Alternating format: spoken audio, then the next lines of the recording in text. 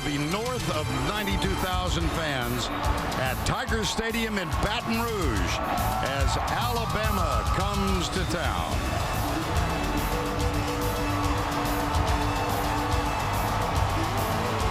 Let's take a look at the SEC West standings.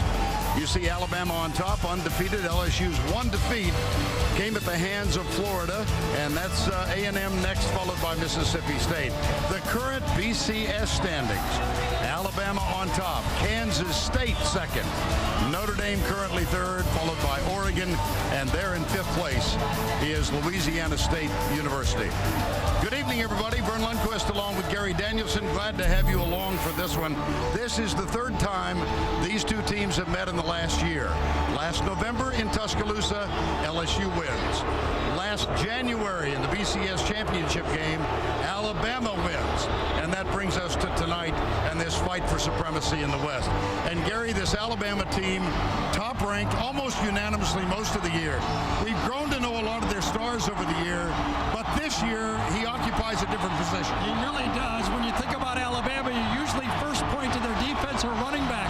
But this year the star of the football team is AJ McCarron. He has gone from that loss last year against LSU and built a resume that I think he's in the hunt for the Heisman and possible back-to-back national championships. He's having an outstanding, magical year for Alabama. But we know Alabama, and we know a Nick Saban team is built around defense, and this defense is no different. They're built along three different levels. On the defensive line, Jesse Williams is a star. C.J. Mosley is one of those great linebackers that Nick Saban always has, and they got a shutdown corner. D. Milner is another guy that could go out and take any receiver out of the football game. Same old Alabama. The late Beano Cook said, Dracula and LSU football are best at night. This is a formidable venue. Death Stadium, Tiger Stadium in Death Valley, 36-1 under Les Miles here, and they've got a pretty good defense. Well, they really do. I think there's two elite defenses on the field tonight, and LSU is elite because of their stars at defensive end. Kiki Mingo, he is a beast on a pass rush, and Sam Montgomery on the other side is maybe better or maybe slightly worse. We don't know. They're both about the same. This year, Kevin Minner, though, is making a statement as a middle linebacker. He's as good as there is in college football. But we know against Alabama, and LSU has proved this in the past, that you need more than a running game. Zach Mettenberger must come through, Vern. He has to play better than he does, or I don't see how they can win the game. And so these 92,000 plus have been in place for the better part of an hour and a half. And here comes LSU and their head coach, Les Miles.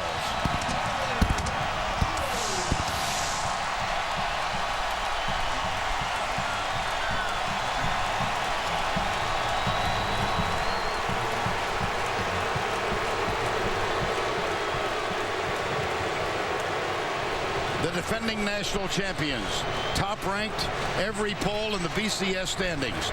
Their head coach, Nick Saban, who labored in this vineyard for 4 years.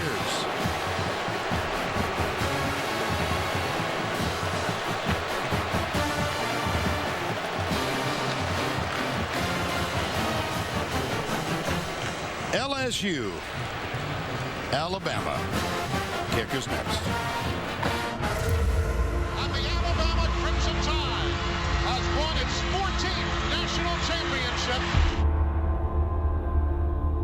The sun will soon find its home in the western sky, and it will be Saturday night in Death Valley.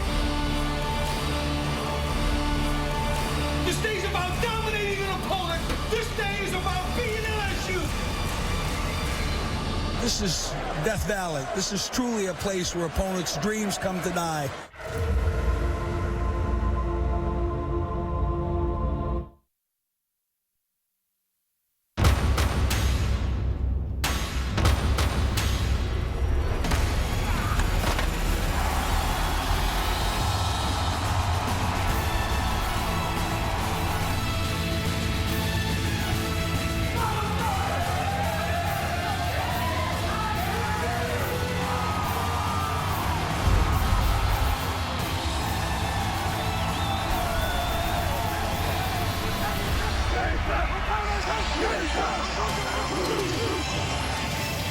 been playing night football at Tiger Stadium for the last 82 years.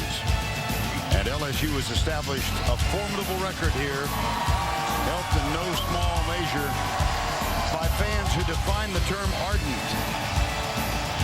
We welcome you to the Home Depot SEC on CBS. Alabama, LSU, and moments ago, Tracy Wolfson with Nick Saban.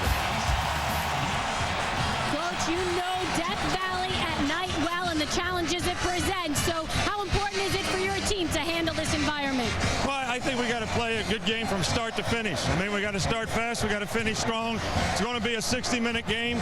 And, you know, the real honor of being a great competitor is being able to deliver when your best is needed. And we need our best out of every player on the team. Thanks a lot. Good luck. Thank you. All right, Nick Saban, who was here and himself posted a 27-3 record while he was the head coach at LSU from 2000 to 2004. How about the current head coach at LSU? Les Miles is with Tracy. There's a lot of doubters out there. So what does your team need to do to prove themselves tonight? Just play like we play. This is a charged environment. Our football team will play to that tonight. Very quality opponent. We'll be challenged. We'll see if we can meet that challenge. We haven't seen the Mad Hatter this year. Is there any tricks underneath that cap? I've been here every week. Thanks a lot. Vern? All right, Trace, thank you. Alabama won the toss and deferred. The road team, how about that? 10-6 in the last 16 meetings. And as we mentioned at the top of the telecast, 1-1 in November and January of last year. Alabama will kick off to the Tigers. It'll be Cade Foster, number 43. Almost half of his kickoffs have been for touchbacks. Now keep in mind, of course, you know by now that the kickoff yard line moved up to the 35 this year. Michael Ford, number 42. Jarvis Landry are the deep men. This one is underway, and it'll be Ford letting it go through the end zone. Touchback, and it will come out to the 25-yard line. And it's time now to introduce the Chick-fil-A starting lineups. And we begin with a man on the spot, Gary, Zach Mettenberger. Unlimited talent, Vern. When you watch the guy throw, you wonder how he can produce the stats he's producing. He has an arm as good as anybody in college football. When will we see it? We've not seen it, particularly in conference games. Jeremy Hill, who has over 100 yards, the true freshman in each of the last two games, gets the nod as the starting tailback. Handoff right side. Plunges out across the 30. Gets to the 31, tackled by Adrian Hubbard. Let's complete the lineups and introduce you to the LSU offense. DeRozic, Collins, Lonergan, Trey Turner, and Alexander, freshman on the right side. James Wright, Clement. They go with a quick huddle. Cadron Boone, number 86. Well, one of the things you try to do is get a struggling quarterback off the mark early in a football game. A quick, easy slant. It's always fun to go 1 for 1, 2 for 2, 3 for 3 early in the game. Feels like you have money in the bank. Here's the toss. And in the backfield, Jeremy Hill avoids the tackle, tries to hurdle, and is knocked out of bounds after a modest gain. Yeah, I think this was a corner blitz this time, and he ran right through a tackle from the outside by D. Milner, and then hurdles at the end of it. Gain of 2, second down 8. Jeremy Hill, 124 yards 2 games ago, and he topped that with 127 in the last game. They had an open week last week. Here's Hill again. And he gets out near the 47-yard line. Hubbard makes it. Alabama's defense, number 1 in 6 categories, not in the SEC, but in the country. Stinson, Williams Square, Hubbard, Mosley, and Johnson, along with Xavier Dixon in the secondary. Blue, Lester, Clinton Dix, and the All-American candidate, D. Milner. 3rd down and 4. It's the first play, actually, for C.J. Mosley in the game. He does not play against the regular offense, only nickel. We won't see him as much. 4 wides, 3rd down, 4. 4-man rush, stunts in the middle, and the pass is complete. Kadron Boone's 2nd catch. What a positive start for LSU. It was, because Adrian Hubbard put pressure on Mettenberger, but a short throw to the outside, good against good. But inside, Adrian Hubbard really beat the blitz inside and took down the quarterback. Nice job by Mettenberger stepping into the throw and the rush. Good sign for LSU. Jeremy Hill back in. This time, gang tackled at the 46-yard line. Let me tell you something I think is a good strategy technique so far early in this game for LSU. Besides getting the quarterback on the short pass, they're using a lot of quick counts, coming up to the line of scrimmage and snapping it. They're going to try to force Alabama to show their coverages a little bit better and earlier in the snap count. Nobody hides coverages better than Alabama. Gain of 1 last play, 2nd down, 9. 2 wides to the left. Play action. Mettenberger looks left the whole way. Got a little hook pattern. Yeah, he slipped. Odell Beckham slipped on the cut. Yes. And that's been a little bit of a story for LSU. Some of it is pass protection. Some of it is SEC defenses. And some of it is receivers that aren't coming up with the plays. That's one where you expect your guy, if you're going to knock off the #1 team in the country, you know, slipping on your home field and not coming up with that one, that would have been a 1st down. And a 3rd down, 9. You see LSU is 10th in the SEC on 3rd down and 8 or more. Out of the spread. 2 wide to the left, 1 wide right. Are they blitzing? Yes, they are. Good protection. Into the corner it goes. Double coverage, and it's incomplete, overthrown. Beckham, the intended receiver again. 4th down. It's been one of the scouting reports against Zach is that on the deep balls, he's been overthrowing them. It really was one-on-one coverage with the free safety, Lester, running over with the ball in the air. This ball needs to be thrown a little wider. Look at Lester's in the middle. He reads the ball flight. Beckham is saying, give me a chance for it. He had no chance. And so Brad Wing is on to punt. Cyrus Jones, the deep man. Wing, who was a star in this regular season game last year.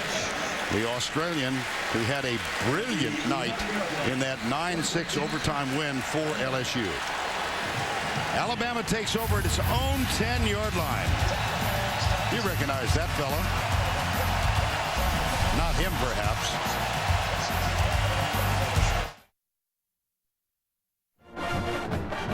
Les Miles, 8th year, won national championship here at LSU, and a moment ago, a chance to chat with his wide receiver, Odell Beckham. Yeah, he's the #1 receiver this year. There's no Ruben Randall. He must come through. And Les right away says, all right, we're with you. We're going to throw it to you again. You're going to get the next one.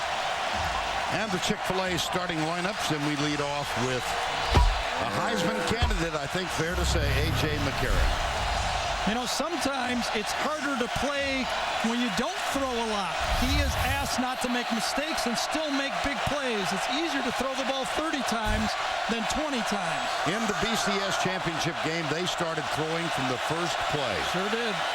Let's see what they've got in mind at their own 10. If they keep it conservative, no. Little pass out on the right side, and they spin move. That's Christian Jones, number 22. Well, the first play, when we talked to defensive coordinator John Chavis, and Vern, you and I were talking about this when we were watching, I was watching tape and telling you, it started right from the first play. A little dump pass to Smelly, and that was the game plan of the passes that Alabama threw. Nothing in the middle of the field. A lot of dinks and dunks. Eddie Lacy is the starting running back. McCarron is under center. His streak of consecutive passes without an interception now at 263. Play action, McCarron. Good downfield coverage. Will he throw it away? Yes, indeed, he will. Let's set the offense now for you. For the Crimson Tide, Quanjo, Warmack, Jones, Steen, and Fluker, one of the better offensive lines in the country. Amari Cooper has emerged as a real threat. Michael Williams has been one. You'll see Lacey, and he'll share that backfield spot. Norwood and Christian Jones. Interesting call here for Alabama, Vern, all right? 3rd and short. Is it considered a passing down or a running down? It's going to say a lot. Barrett Jones looks back at his quarterback. Michael Williams tight to the right. Blitz threatened. Blitz coming. Good protection. Incomplete at the 21, intended for Michael Williams. And guess who? Kevin Minter is a star. We talked to the defensive coordinator, John Chavis, the longtime SEC coordinator, years at Tennessee, and now has rebuilt the defense here at LSU.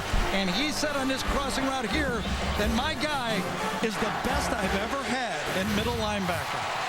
That brings on Corey Mandel, just under a 42-yard average. Odell Beckham Jr. is back to return it. And in all likelihood, LSU is going to come out of this circumstance with good field position. Mandel will return it. He's popped. Breaks the tackle. Heads back to the left. Flag is down at the 43-yard line.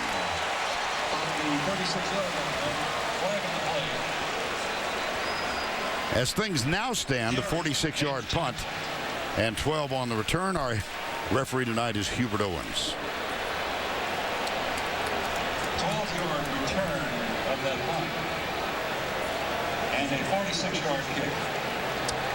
You know, when you look at the two coaches, Vern, Nick Saban, Les Miles, Nick, you think in a big game, preaches process. Don't look at the scoreboard, make adjustments. During the return, illegal block in the back. On the receiving team, number 32. That penalty is 10 yards from the spot of the foul. First down.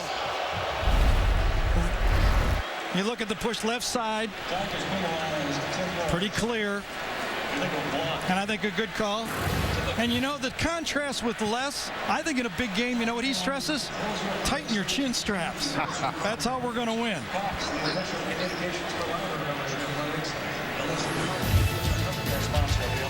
Kevin Minter with the big early defensive play. And we'll be right back.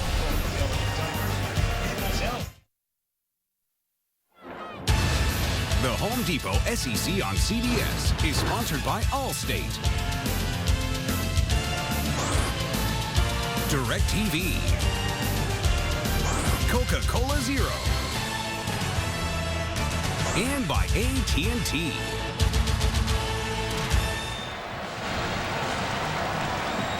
As I think you can tell, it is a gorgeous early November evening.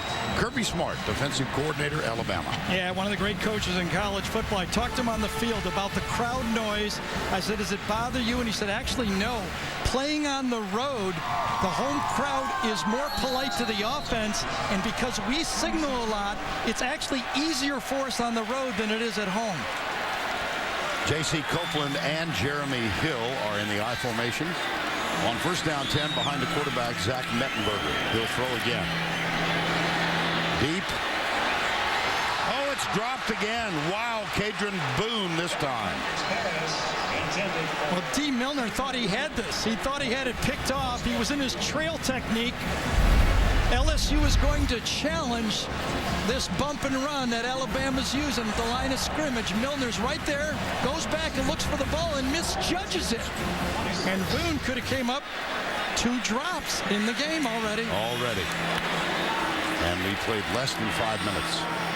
Russell Shepard is in the backfield now, number 10. 3 wides to the left side.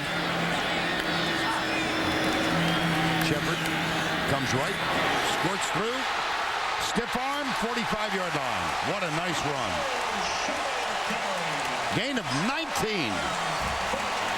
Well, this is a surprising game because the zone read with Mettenberger at quarterback, Alabama doesn't believe he's going to keep it. It's just a running play. Good blocking inside. Trey Turner, the freshman, and Badal Alexander, the freshman, running right behind those 2 big young players. Play fake. Got it. Big hit right across the middle on Jarvis Landry, number 80, but he did hold on. Well, you can see the different game plan that LSU is utilizing in this game than from the national championship. They kept it more run-oriented, more power-oriented. In this game, they're going to give the credit due to Alabama, and they are loosening the ball game up. Now Michael Ford is in the backfield, number 42. They use a quartet of backs, and they don't have Alfred Blue, who started the season as the starter. Around the corner, Ford. And, of course, they've also had real problems in the offensive line because of injury. This was the intended, well, this was the starting lineup. Falk, Collins, Lonergan, Wilford, and Hurst. That was against North Texas. Tonight, DeRozek, Collins, Lonergan, two freshmen on the right side, Trey Turner, who's been nicknamed Bull, and Vidal Alexander, who's been nicknamed Dozer. Well, they've run behind them twice already. That was the training staff that came up with that. You can see what the more wide open passing game, even though you were having some drops, has meant for the running game. Yeah. They're not beating their head against the wall.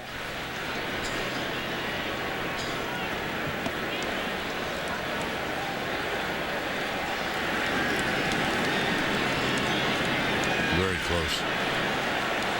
First down.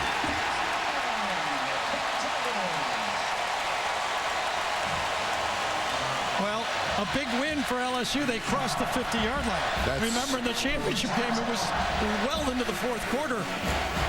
It was very frustrating watching their tape of the national championship game, and I'm sure these guys for LSU had to watch it. But they're improving with Bull and Dozer in there, right? Well, certainly the early returns on Bull and Dozer are positive. Jeremy Hill back in. He's the true freshman. He's got a big hole left side to the 35-yard line. That might be enough to move the chain again.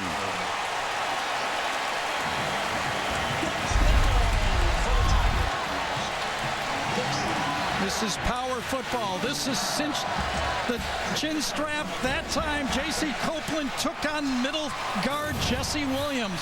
Not only did he get hit by the center, Lonergan, and then big Copeland. They'll try it on the ground again. This is an LSU offense that has struggled through much of the season. And now a little chippiness after the contact is made. And an Alabama defense against the run, #1 in the country. They're yielding 57 yards per game.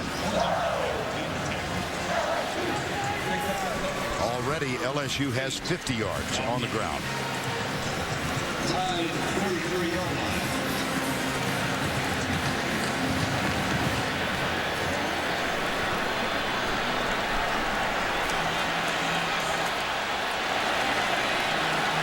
Spencer Ware is the running back now.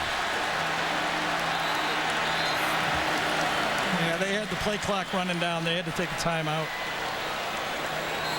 Were they going to reset it? They did reset it. Yep. Yes.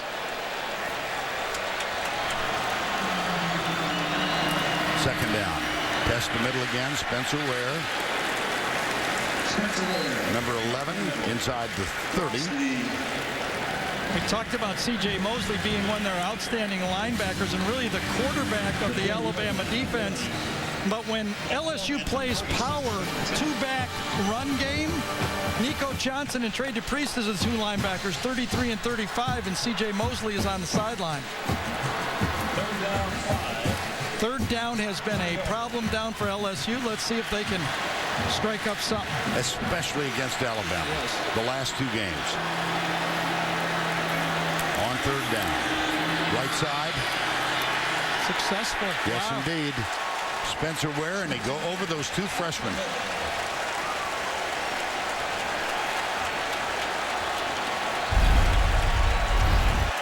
Well, when you turn on a tape and think about getting beat in the national championship game since last January, and then you get an opportunity to get it. It's not really a mulligan because they did lose the national championship, but you get a chance to take them on again. You can see that LSU wants to prove that they've got an offense as well as a defense. 6 first downs for LSU. Odell Beckham breaks and goes wide to the left side, top of the screen. And it's Ware, the running back, again. They'll go left side. Whistles, I think. Yeah, timeout. Yeah, timeout call. Looks like it might have come from the bench. For the snap, timeout, LSU. Time comes with 7:13 to go. Opening quarter, no score.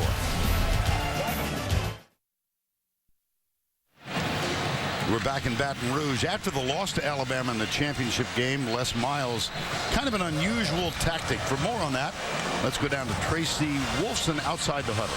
Well, Vern, he provided some extra motivation this year by having the words #2 nationally engraved on their SEC championship rings. When asked why he did it, he said, because we couldn't write #1. You can bet this did not sit well with a lot of the players.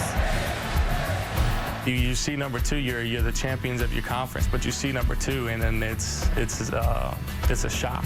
And so now looking back at it, and in the week that we're in right now, and the game we have ahead of us, it's motivating. You guys can bet that these players looked at their rings several times this week, guys. Yeah, but not on their fingers. A lot of them have chosen not to wear them.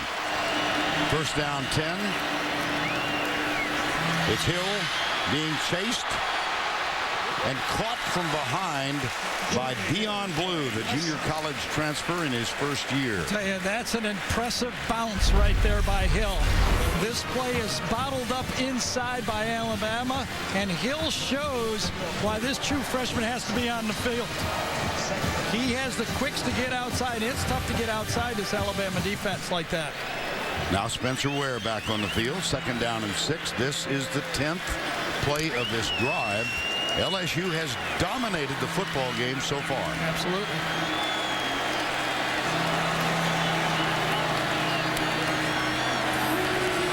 Jarvis Landry comes in the slot to the right side. Mettenberger, watch out from behind. Incomplete. They had him. Yeah. I don't know if the rush kind of threw him off balance on the play and forced the ball high. Let's take a peek.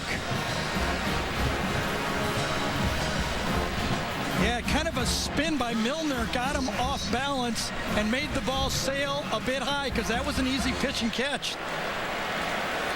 Could have been another first down. Instead, it's a 3rd down and 6. Remember last time at 3rd and 5, they just ran the ball off tackle to get a first down. 2 wides to the right. Motion now from a receiver across the offensive line. Mettenberger rolling. Puts it up, incomplete. Well, you don't have, excuse me, Vern, you don't really have a lot of time, because it looks like Kirby Smart's strategy has been to bring an extra guy on every play. This time, C.J. Mosley is forcing Mettenberger to throw it a little early. It would not have been a first down even if it was completed. That's going to bring on Drew Aleman, who is 12 of 17 this year. 16 of 18 a year ago, including the game winner in overtime that gave LSU a 9-6 victory. This one gives LSU an early lead. Looks familiar, doesn't it, for this game? Yeah, it does. Field goal fans, stand at attention. 3-0 midway through the first. We'll be right back.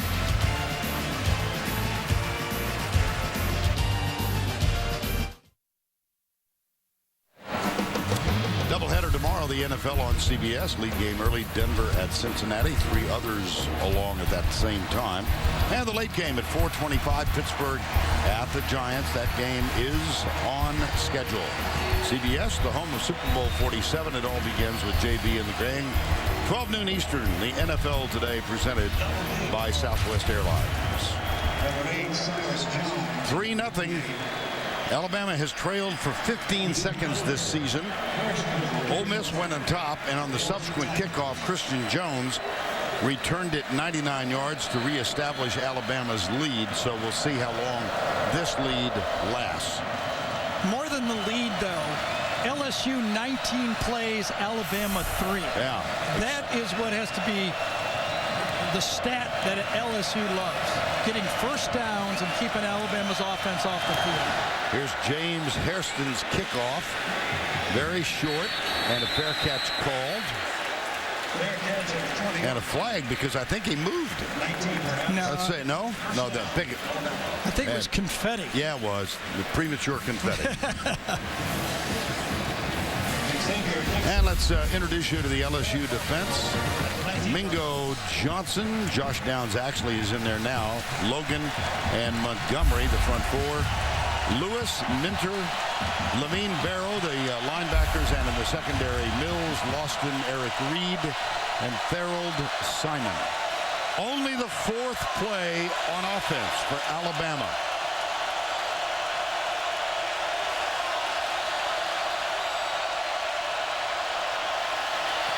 Lacey spins. Boy, does he spin a lot. Yep, that's his trademark. Last year as the backup to Trent Richardson, he would come in, even in the championship game, had 2 back-to-back runs, and he just did the same scouting report. He sets you up and loves to spin. Watch it right here. Boom. Runs away from Barrow on that one. Second down.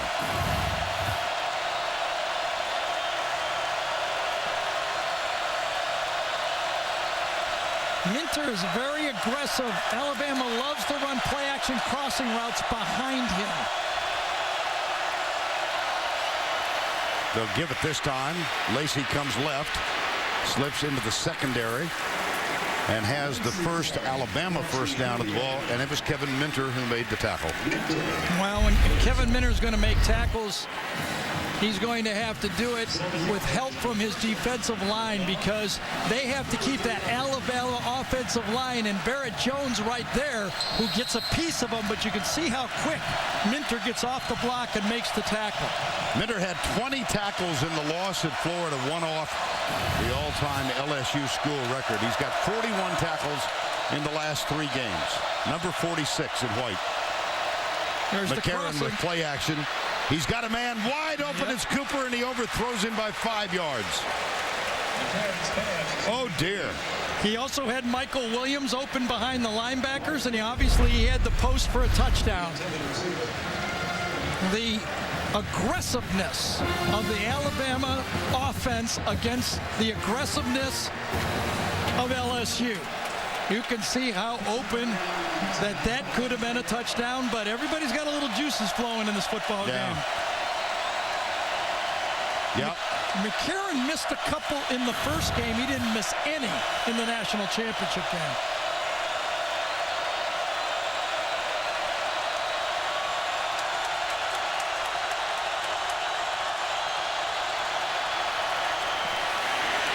Lacey. All the way inside the 40 of LSU. Eddie Lacey, a 28-yard gain. And this might have even been a bust by LSU. Nobody blocks Sam Montgomery. Watch this. No one blocks the point of attack. And they run right by Montgomery. Inside, Benny Logan beats the block too, but Lacey running to daylight makes a big play. Don't block 2 key players and gash them. Loston finally caught up with him, but it's a gain of 28 and a first down. Kevin Norwood, top of the screen. Play action, McCarron. Looks deep. Man-for-man coverage, and this one will be incomplete, and a flag is going to be thrown. Could be offense. I don't know. No? I'm not sure about that. Norwood and Jalen Mills. Let's see what the call is. Offensive pass interference. Number who? Good call. The offensive pass interference, 15 from the previous spot. You want back? Do they want it? Boy, right at the end, you called it. Jalen Mills, good coverage, and Alabama makes the call. Nick Saban would like an explanation. It was a bit ticky-tacky for me, I have to be honest. I thought it was good coverage. Both guys fighting for the ball. A little tug on the jersey right at the end.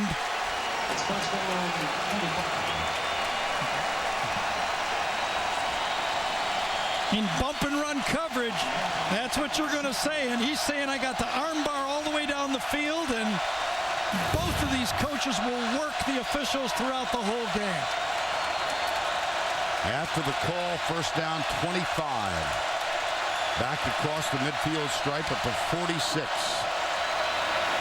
Handed off to Lacey, who poor tackling defensively again by LSU. I'll tell you, he's a man, though. And let's talk about the last piece of this great Alabama team that we haven't addressed yet, this offensive line.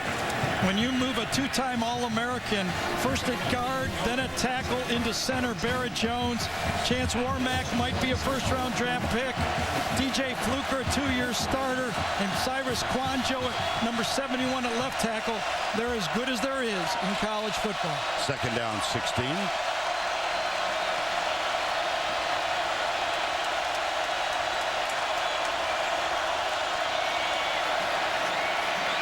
lot of time.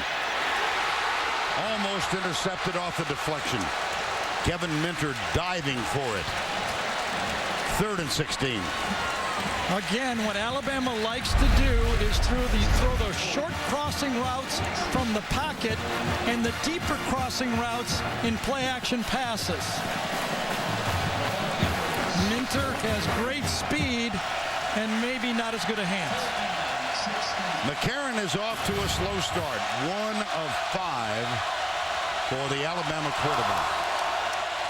Let's see if Mingo and Montgomery can make an impact now. This is where they want to be, 3rd and long. Alabama loves to screen in this situation.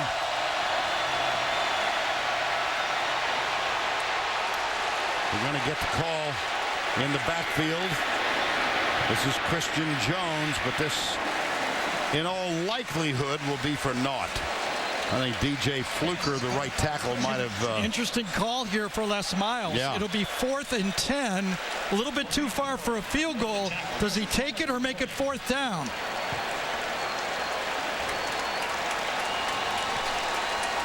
It'd be 3rd and 31 or 35, I guess, if they take the penalty. Holding. Offense. Number 76. That penalty is declined. 4th down. Thought they might do that. I don't think they're in field goal range, and you don't want to get a pass interference and give Alabama the ball again. DJ Fluker right at the end of this play. Yep, takedown. You can see it right in the middle of the field play right there. Nick Saban, decent drive, but no points. And so Mandel is on to punt on 4th and 10. Odell Beckham Jr. waits at the 10-yard line.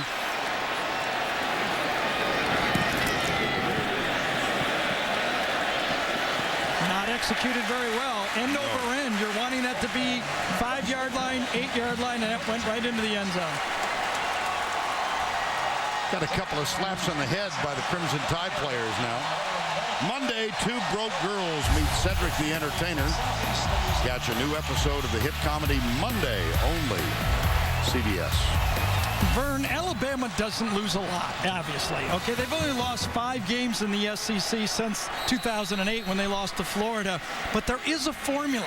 When they do lose, the team rushes the ball. They don't throw the ball. The optimal passing is about 20 pass attempts. That's optimal if you want to beat Alabama. You don't beat them by being pass happy. And it's kind of what we've seen LSU employ so far. Here's Hill out to the 22-yard line. And let's go back to the studio for a John Hancock update. Here's Adam Zucker. All right, thank you, Vern. Final seconds in East Lansing. Nebraska's Taylor Martinez comes through to Jamal Turner on 2nd and goal. Nebraska wins it 28-24, controlling their own destiny in the Legends Division, Vern. All right, Adam, thank you. And saw the pass from Number 44. Zach to J.C. Copeland. Yep. A little bootleg pass. LSU is giving Alabama a taste of their medicine now. The little guy in the flat, little dink and dunk. It's almost a running game with the little bootleg passes. And a 3rd down 3 now. Copeland with his first reception of the game. Just one more point on how Alabama has been beat. Florida, South Carolina, LSU, Auburn, and LSU. 17, 20, 20, 20, and 22 passes in those games. Wow. Mettenberger, right side, caught, first down. Nick Jacobs, the 2nd-string tight end. That's only his 4th catch of the year. And they move the chain. Yeah, and good technique by Jacobs that time. He pressures up against the coverage. Mettenberger has an easy throw. He did it against a good cover guy, too, C.J. Mosley. But he came up, he broke Mosley's momentum, just kind of chest to chest, and then turned out, and the pass was right there. 12 runs for LSU, 10 passes so far. Here's a toss. Quick hitter. Big opening right side. Hill has a first down at the 47-yard line. Well, when you run the ball off tackle with a pitch, your fullback has to block people, and Copeland is on fire in the game. Coming outside and whammed inside. He's got the Priest block right there. Good job. Kind of doesn't really get him. I thought it was better when I saw it. Priest was kind of out of sync. Mettenberger being chased by Milner. He tried to knock the ball loose. He does get the sack. D. Milner. Vern, that's how you lose confidence in your coaching staff calling plays. They give you a first down pass. No big deal. If it's not there, get rid of it. Don't give me 2nd and 20. Now LSU's going to think twice before they give them that first down call. Yeah, Zach Mettenberger even told us yesterday in a brief conversation that he is still trying to earn the trust of his coaching staff. Good job by the umpire there. Some late substitutions by LSU, and he stopped the play and allowed Alabama to substitute. 2nd down 19. They'll keep it on the ground. Michael Ford, number 42. And that'll bring up 3rd and long as Adrian Hubbard, number 42, makes the tackle. Could be the final play of the first quarter.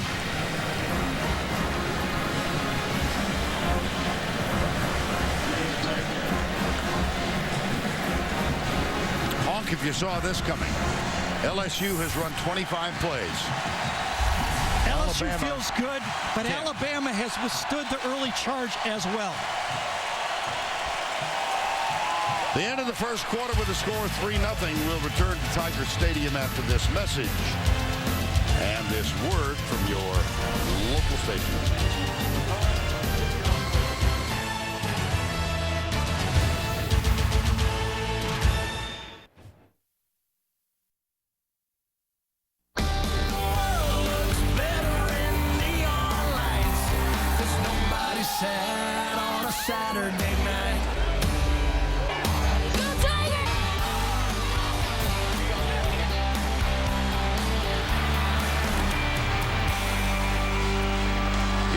Death Valley in Baton Rouge. Tigers Stadium filled to capacity, perhaps a few more than that. And at the end of one, 3-0. And LSU has gained more yards than they did in the entire championship game. 3rd down 13. Here's Mettenberger back. Pressure from the backside. They got the sack. That is the first of the night. Despite what we just saw, Gary, you know, you and I watched that championship game.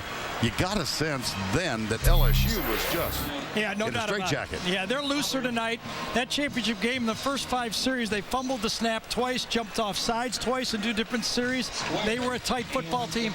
I think the aggressive play calling has allowed LSU to kind of loosen up, but that sack on first down that Zach Mettenberger took really forced this punt for LSU. That was a bad mistake for Zach.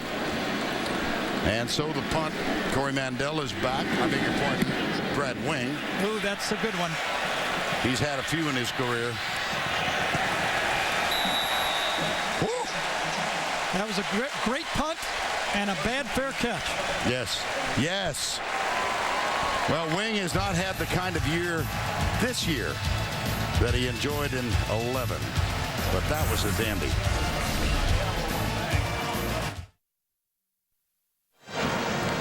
Nice start tonight for Brad Wing, the sophomore from Melbourne, Australia. Boy, he had a night for the ages last year in Tuscaloosa. He could have been the MVP of this game. I tell you, his punting bottled up LSU and kept them out of the game plan that they really wanted to run. They were forced to be more conservative in that game, and Brad Wing finished it off with this 72-yarder. Remember that one where he turned the field upside down when Reed had made the fourth quarter interception against Michael Williams. 2 inside the 15 tonight. That's the list from a year ago. And the backup punter for LSU is also an Aussie. Yeldon, the freshman, has given Eddie Lacy a rest now. Number 4, T.J. Yeldon.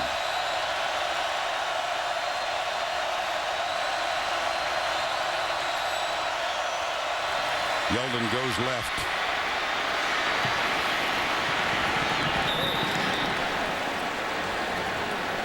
When you talk to the defensive coordinators in this league, and we talked to John Chavis, he said, I know Ed Lacy is a great back, and he pounds you, and obviously Coach Chavis right there, but he said, the guy that scares me is Yeldon, right? Well, he said John thinks Yeldon might become the best Alabama back ever. Now think about that. That's a mouthful. Just Ingram and Richardson in the last 6 years. First down and 10.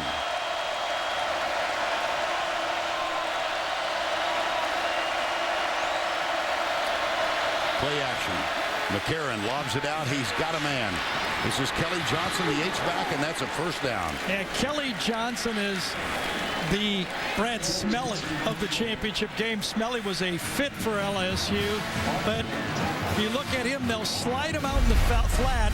Alabama, and actually Nick talked to us about that. We don't have a Smelly type weapon that we had last year that gave us so many different options, but did a good job there of sliding him out.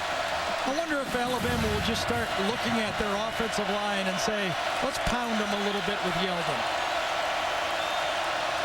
Gets threatened. Zone read.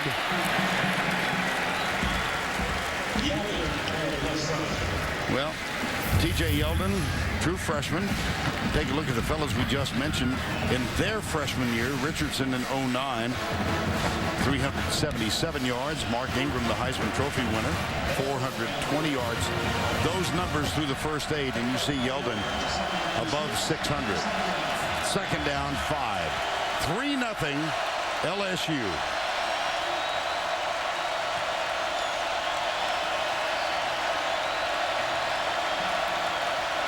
McCarron inside crossing pattern. That's Christian Jones, number 22. And that's another fine game. Well, this was just a little too easy. I mean, when you're playing zone defense and you give the slot this much room to throw it in, watch how open Jones is. No linebacker underneath it. That's a little too easy. You're going to have to take the short throws away from Alabama and allow the defensive ends to get pressure on the quarterback. You can't play zone, deep zone against Alabama. McCarron has hit his last 3 after a 1 of 5 start. Play action. Comes near side to Michael Williams, the big tight end, and he gets to the 40-yard line. Tackle made by Eric Reed, number 1. Yeah, Brian Vogler ran right over the umpire on that time, and it was actually stopped in the pass round. Well, McCarron's interception streak, he's gone, started the game with 262. Andre Woodson has the record. The NCAA, that's in the SEC. The NCAA record is Russell Wilson. Kobe Cameron of Louisiana Tech entered today with 335 in a row. And they played this afternoon, UTSA. He has the longest current streak. Up the middle. And Cameron at 373 after that game today. That's Yeldon again. Well, just think about the assignment and the problems that any defense in college football is going to have with this Alabama football team. two great running backs. I mean, you got Lacey, and people are arguing that Yeldon's better than him. You got perhaps an All-American quarterback, 3 All-Americans on the offensive line. You got a defense that stops most anything. Really a tough team to try to stop. So many ways to beat you. So what are you complaining about? I'd like to have that. Yeah. First down 10. Alabama trailing by 3. Up the middle go, it's Yeldon. He makes a nice cut to the left, and another first down. One of the great guards in college football, might be the first guard taken in the draft, is Chance Warmack. Watch him, number 65, fold around and get the block in the hole. Fold around, Barrett Jones block, and fits right in the hole, runs right through Barrow. That's a gain of 12, another Alabama first down. They threatened for the first time in the ball game, threatened to score. First and 10 at the 22.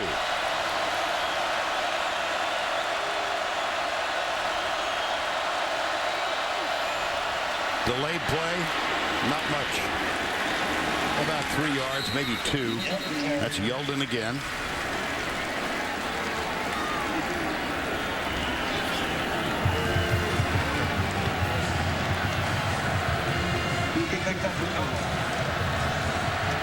Second down 8.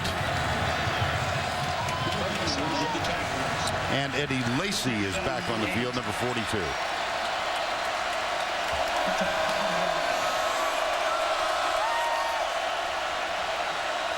Norwood and Jones, top of the screen.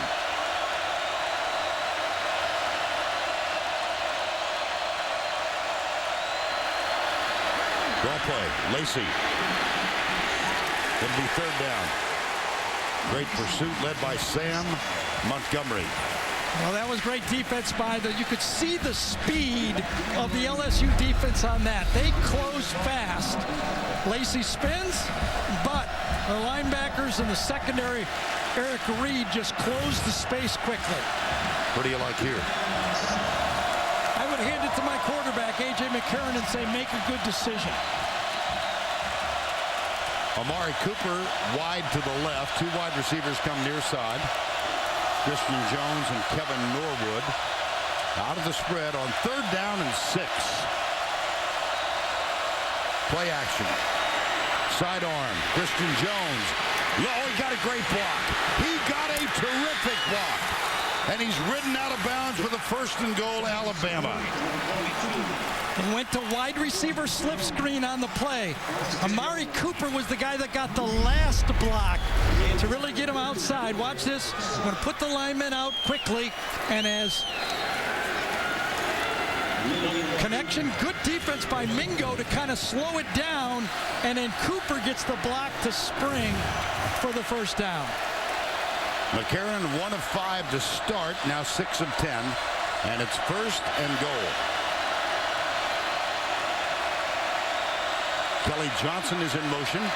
They'll keep it on the ground with Lacy, and he moves it all the way in for the touchdown. Didn't even get knocked down. That was as good a drive as you'll see. Mixed up the pass and the run, but it was the power of the running backs and the offensive line that stood out to me.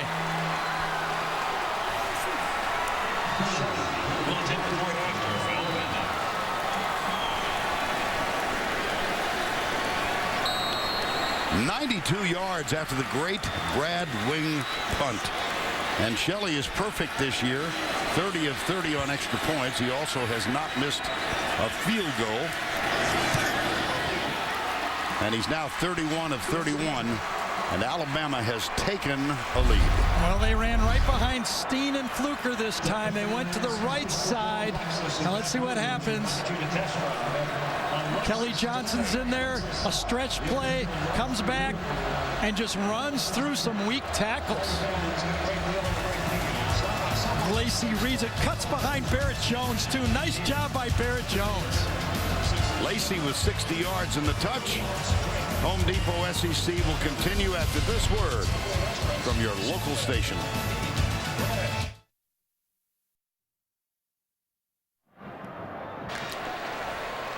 To get the latest news, analysis, and predictions from Tony Barnhart, Bruce Feldman, and other CBS Sports experts, watch College Football 360 live weekdays at 10 a.m. Eastern or on demand at cbssports.com/collegefootball360. 11 plays, 92 yards, 6 minutes.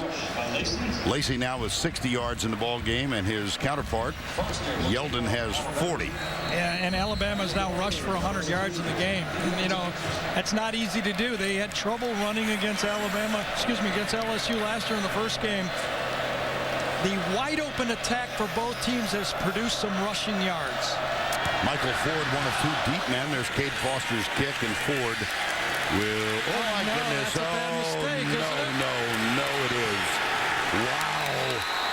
He had no momentum at all when he caught the ball. Remember, the kickoff return team is 5 yards closer. He took it in the end zone, and remember, the ball would have gone to the 25-yard line. No momentum at all. That is a mental mistake. But remember, Alabama had a mental mistake catching the punt. Right. And they took it 92 yards. Well, Vinny Sunseri was the man down to make the tackle.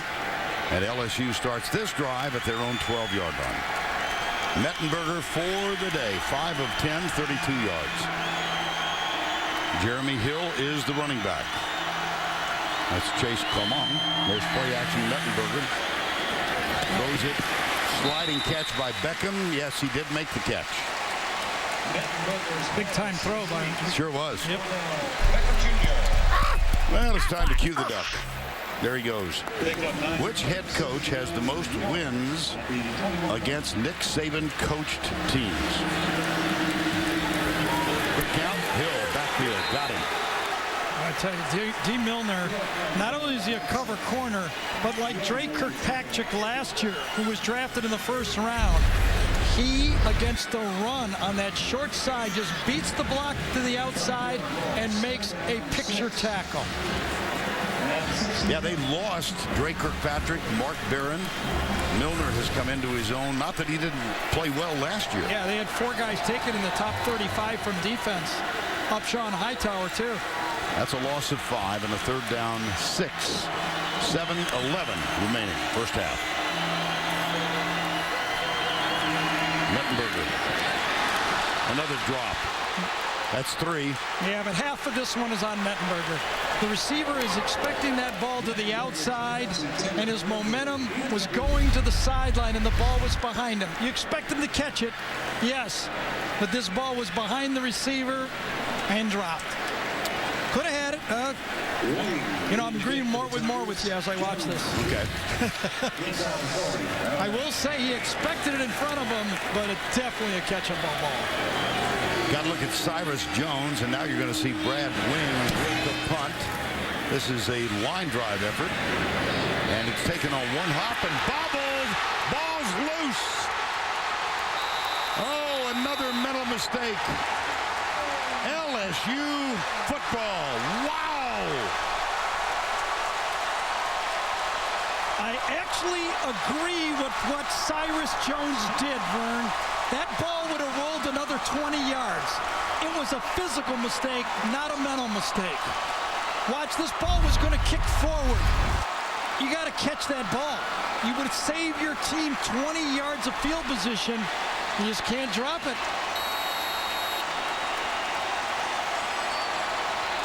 Sandolph recovered it. Brad Wing celebrating.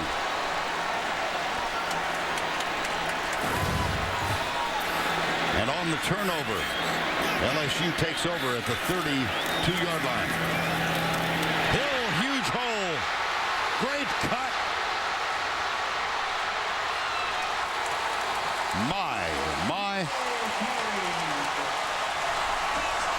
Well, to run the ball against the gut of the Alabama defense, P.J. Lonergan had to get a block. He did. Watch him right in the middle, right there. Watch what he does. He takes on the nose tackle, Jesse Williams, and pins him. I'm telling you, Vern, I've watched 5 tapes of Alabama. No one has been blocking Jesse Williams. After the play was over, personal foul, unnecessary roughness, number 44 on the offense. 15 yards on the end of the run. First down. Well, Les saw it too, and he's giving him an earful. Call is on J.C. Copeland, the fullback.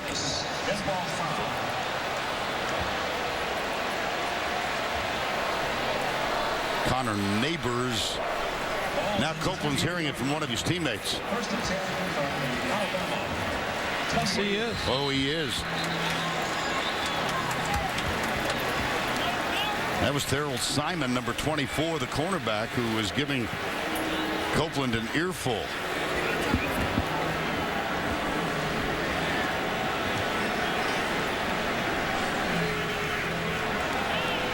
Hard to tell what happened.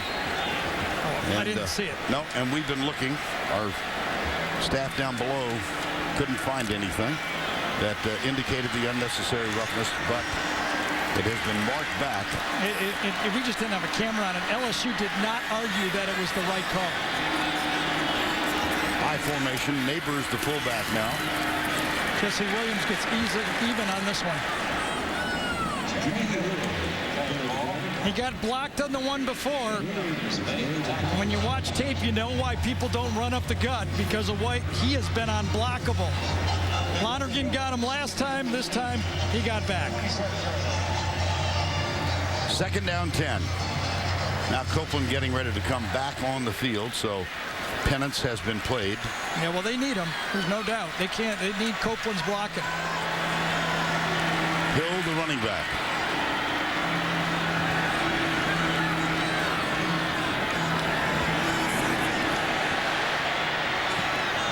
Bobs it out. Incomplete.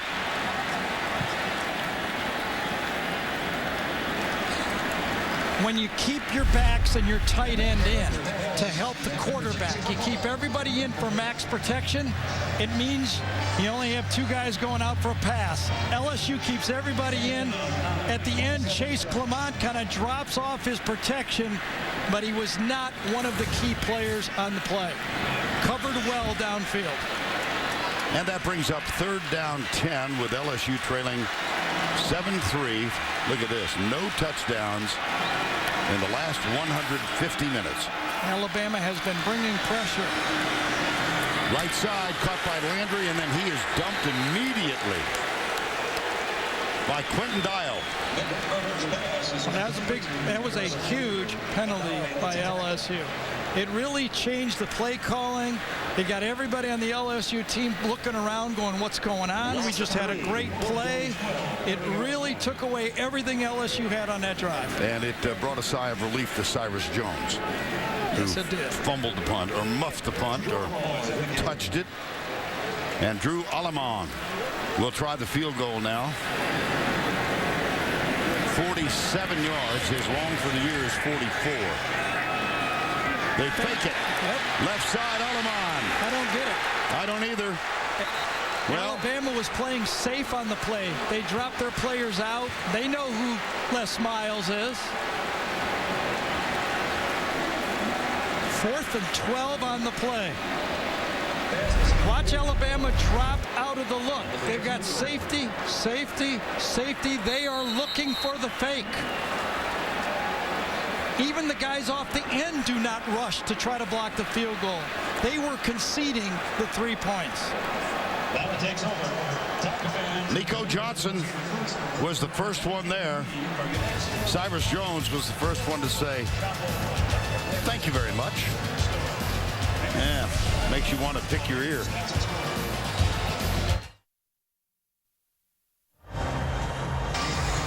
Nighttime view of Baton Rouge, the athletic complex. A lot of national championships have been won on that track, the Maravich Basketball Center. And we have found the penalty on J.C. Copeland, Gary. Yeah, here he is right here. It's way behind the play. Here's the tackle over here, okay, on the play. Watch Copeland.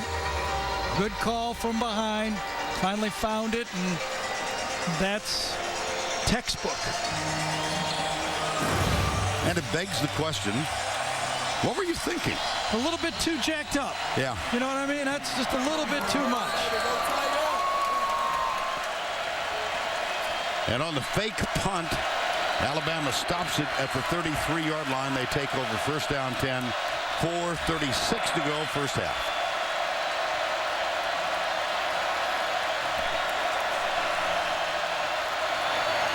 Handoff, Yeldon. Doesn't get a whole lot because Kevin Minter is there for another tackle. Sure did. You know, the style of defense that LSU plays is speed on the edges, penetrate. It's a one-gap defense, meaning they tell their defensive linemen you're responsible for one gap, and that means the linebackers have to hit it hard. Alabama plays more of a two-gap. They ask their defensive linemen to catch and protect the linebackers. Kenny Bell's in the lineup. He's in the slot, top of the screen. Where's number 7? Touchdown catch last week against Mississippi State of 57 yards from McCarron. McCarron looks his way and throws it a little bit behind him.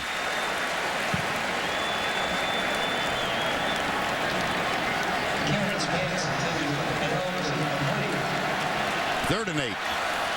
Well, let's see if Mingo and Montgomery can make a statement in this game.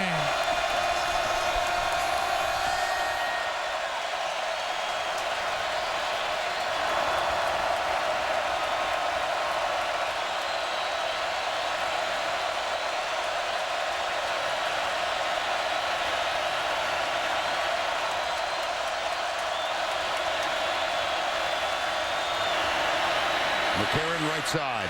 Incomplete. Fourth down. Nice coverage that time.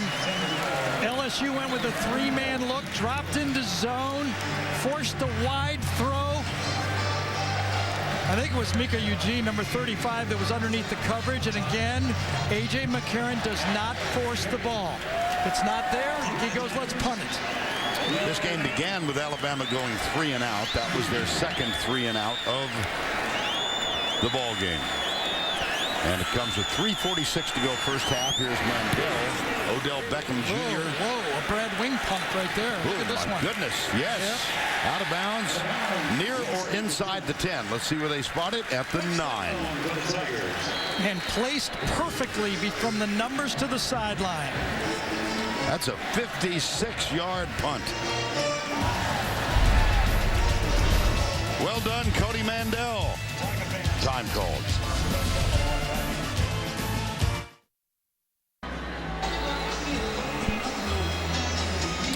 Adam, thank you. And it's time now to answer the... Come on, Duck. There you go. Slower than I remember. Which head coach has the most wins against Nick Saban coached teams? And the answer is Tommy Tuberville. Wow. I didn't have that one. I was thinking Big Ten. Yeah. I was going back to Michigan State, you know. How about that? I guessed Lloyd Carr. I guessed Jim Tressel, John Cooper. I had a bunch of guesses. They were all wrong. From the 9, first down, LSU, Mettenberger. Jeremy Hill is the running back. Very dangerous time here for LSU. They can play a little conservative. They get the ball to start the second half. Hill gets it, but doesn't get much. Gang tackling, led by Nick Perry, number 27. Let's talk about this Jesse Williams again, Vern. He is a monster at nose tackle. Everyone he faces, I watched the Michigan tape, they didn't knock him down the whole game. Watch him get inside, beats the double team, and forces Hill to bounce to the other tacklers. Lonergan had his hands full then, the center. He was a defensive end a year ago. And now he's moved into the nose tackle position. He seems like a better player to me. Well, how about a more valuable player? Might be a better way to put it. Spencer Ware is the running back alongside Mettenberger. From the goal line, Mettenberger fires it. Oh, it's caught. That's Ware. Big gain. LSU.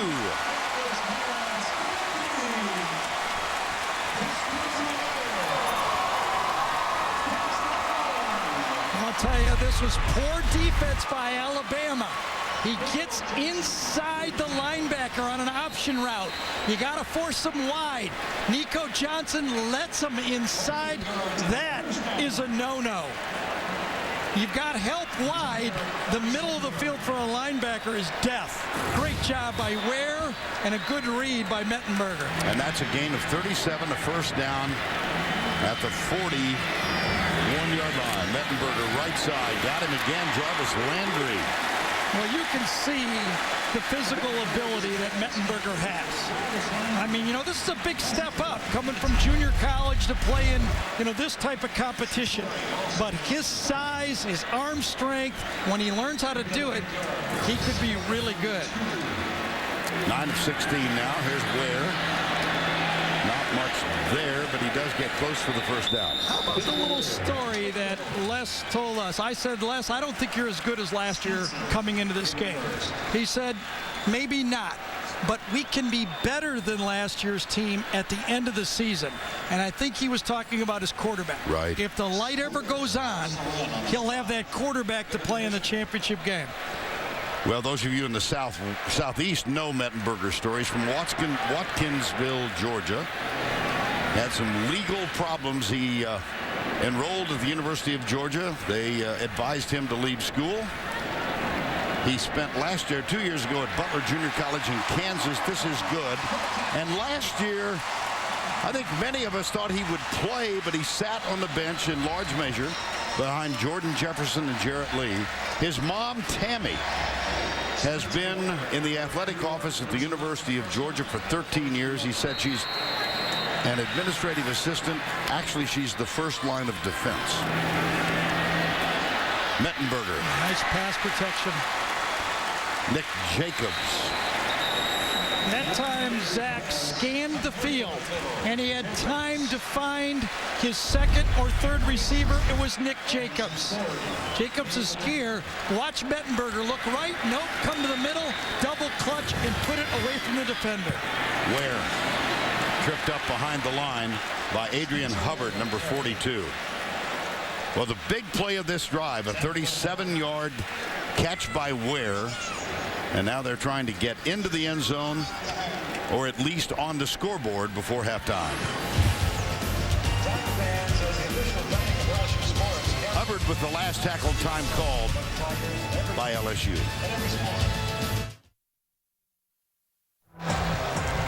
Lots going on in college football on this first weekend in November. And coming up, the Geico halftime report. We'll head back to the studio. Adam Zippers sitting in for Tim Brando today, joined by Tony Barnhart and Spencer Tillman. Notre Dame escapes in 3 overtimes against Pittsburgh. A&M looked very impressive in their win. All the scores and the highlights coming up. And right now, 3rd and 4. LSU trailing by 4 with 1:18 to go. 3 wide to the right. Deccan comes across the backfield. Straight rush. Mettenberger knocked away. 4th down. Great closing that time by Trey DePriest, number 33, the linebacker. That ball was gunned in there by Mettenberger, and DePriest laid out. Oh, it got through, didn't it? That ball could have been caught again. I thought he knocked it down from here. I don't know if it was tipped before he got there. DePriest did not touch it, though. And that brings Aleman on. This will be from 54 yards.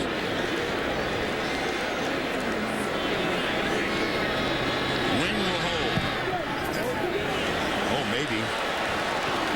Nope, short. And now with 1:08 and 3 timeouts, and by the way, I was wrong. It will be Alabama's ball to start the second half, so they could finish it with a field goal or a touchdown and get it. Oh, he slipped. Yep.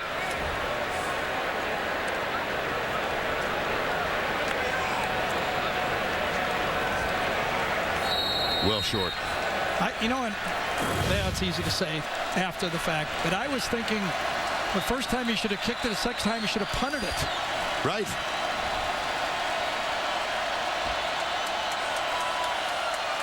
Now see what Alabama has in mind here. Offensively, they do have 3 timeouts. Hand off Lacey. 1st down. Right side. Help the victims of disasters like Superstorm Sandy. Text Red Cross to 90999 to make a $10 donation to the American Red Cross Disaster Relief Fund. CBS Cares. Well, all of our technical and production crew, and we've got a large number of them from around the New York City area, they all made it in by various manners of travel.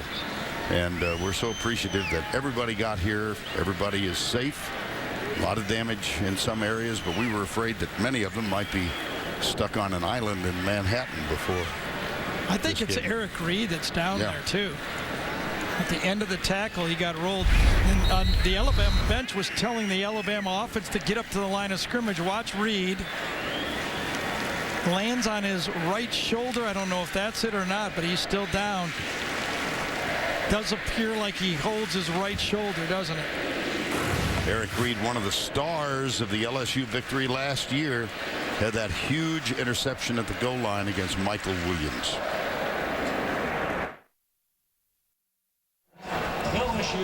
Eric Reed up and headed right toward the locker room. Well, he's going to sit down and get a little medical attention. Here was the injury a moment ago. He was favoring the right side of his chest. And remember last year, Marquise Mays tried to pass to Michael Williams. And Eric Reed, number 1, read it, hurried over, jumped, and took the ball away from Williams. That was a huge play in what ultimately became the LSU overtime victory. Ronald Martin has taken his place. Here's Yeldon. Pumps, hit from behind. Sam Montgomery got him. But coverage played as big a part of this one as Montgomery. AJ double hitched 2 or 3 times. Montgomery's right there. Watch him come to the outside. Runs through Lacey, runs through Quanjo.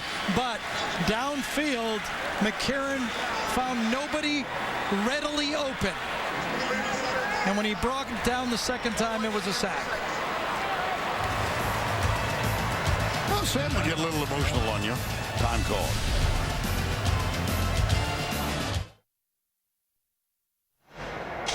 (7-3) Alabama leads LSU. AJ McCarron, modest numbers so far. 6 of 12. Now it's time to take a look at our Home Depot tools for success. Well, sometimes the difference between your tools working perfectly or not is inches. In the first game against LSU, AJ was off by a couple of feet. In the national championship game, the tough throws, fairly well defended, but look where the ball was. The success can be feet. In tools, it can be inches. And A.J. McCarron getting ready to receive the snap. The 2 defensive ends had moved inside. Mingo and Montgomery, screen pass, Lacey. Got a blocker in front, that's Barrett Jones, and they get a first down. Well, John Chavis told us they were going to try that tonight. And you know, last time it was 3rd and long. I said Alabama loves the screen. Here's 2nd and long, they give it to you. And now in field goal position. And still with timeouts available. They can do anything they want, throw the ball anywhere they want on the field. 2 timeouts left. McCarron out of the spread.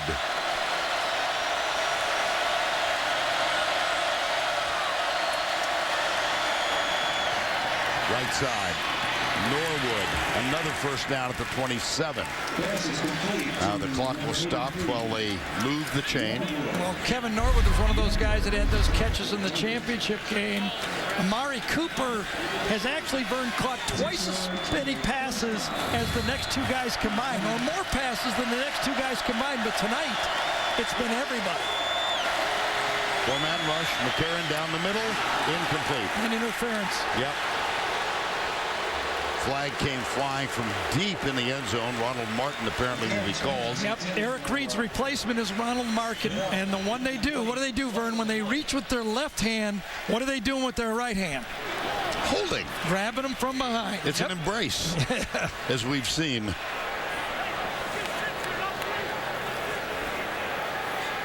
And Hubert Owen is the referee tonight. Pass interference. Defense, number 26. The ball is placed at the spot of the foul. The penalty carries an automatic first down. That time it was Kenny Bell coming across. You see the arm. That was really easy. Yeah, that's not an embrace. Nope. That's a takedown. Remember the long yardage pickup with the screen pass after the sack. Norwood comes near side. Williams is tight to the right. Two wide receivers split out to the left. McCarron, coverage is good. And he finds a receiver, and the catch is made. Norwood at the 9-yard line. I thought he was throwing it away. I did too. I was about to compliment him on his adroit play. Yes, by getting rid of it and saving a play, but at the end of the play, he saw Norwood and dumped it off very safely again. Remember the mistake sack that Mettenberger had early? McCarron has learned not to make mistakes. Yep. Second down 2, 16 seconds remaining. That's Lacey who comes to the near side, the running back. 3 split wide left. Blitz from the corner. McCarron steps up, heads for the end zone. Touchdown, Alabama.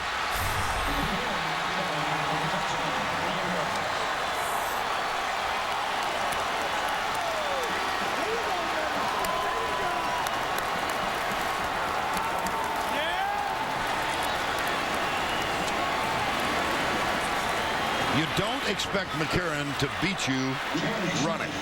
Well, and this was not a called play. No. This was a pass play, and he adapted to the coverage. LSU was playing combo coverages, and they got burned. Shelley remains perfect for the season with extra points. Vern, watch this, what LSU was doing on this play. 3 receivers here. LSU is playing 4 defenders. 2 receivers down here, 3 defenders. Nobody to play the quarterback. They sell out in coverage. Nobody in the middle of the field. No spy. It's a walk-in. One of the big plays, the pass interference on Martin. The bigger play, perhaps, was the screen pass earlier in the drive. AJ McCarron. Touchdown, Alabama.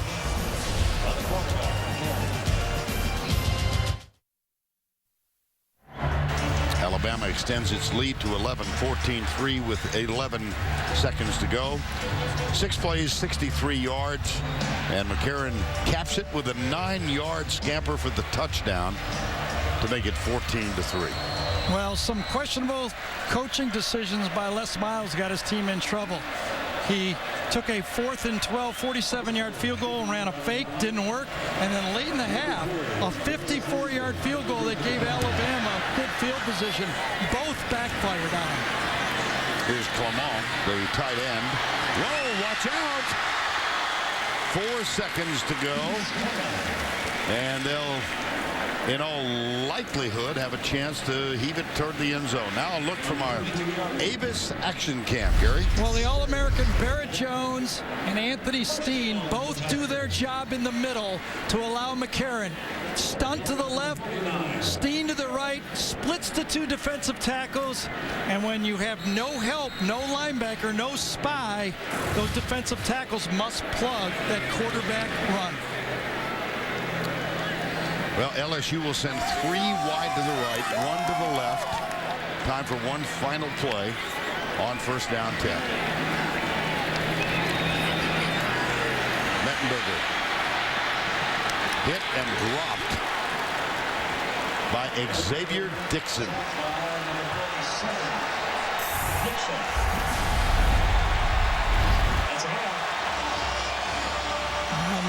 Not enough time to get it to the end zone, and Dixon just defeated the offensive tackle, the freshman offensive tackle, for the sack.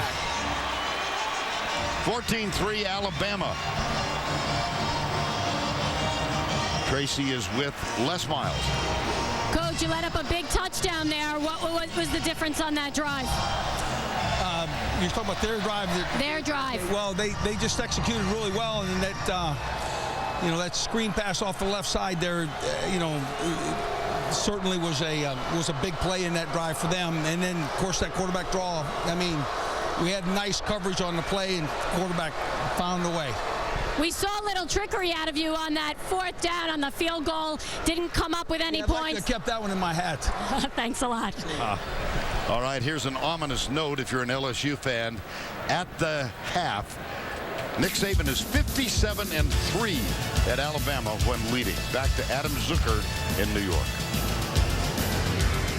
All right, thanks, Vern. Coming up here on the Geico Halftime Report, Spencer, Tony, and I will have all of today's action, including number 3 Notre Dame surviving a post-Halloween scare after this word from your local station.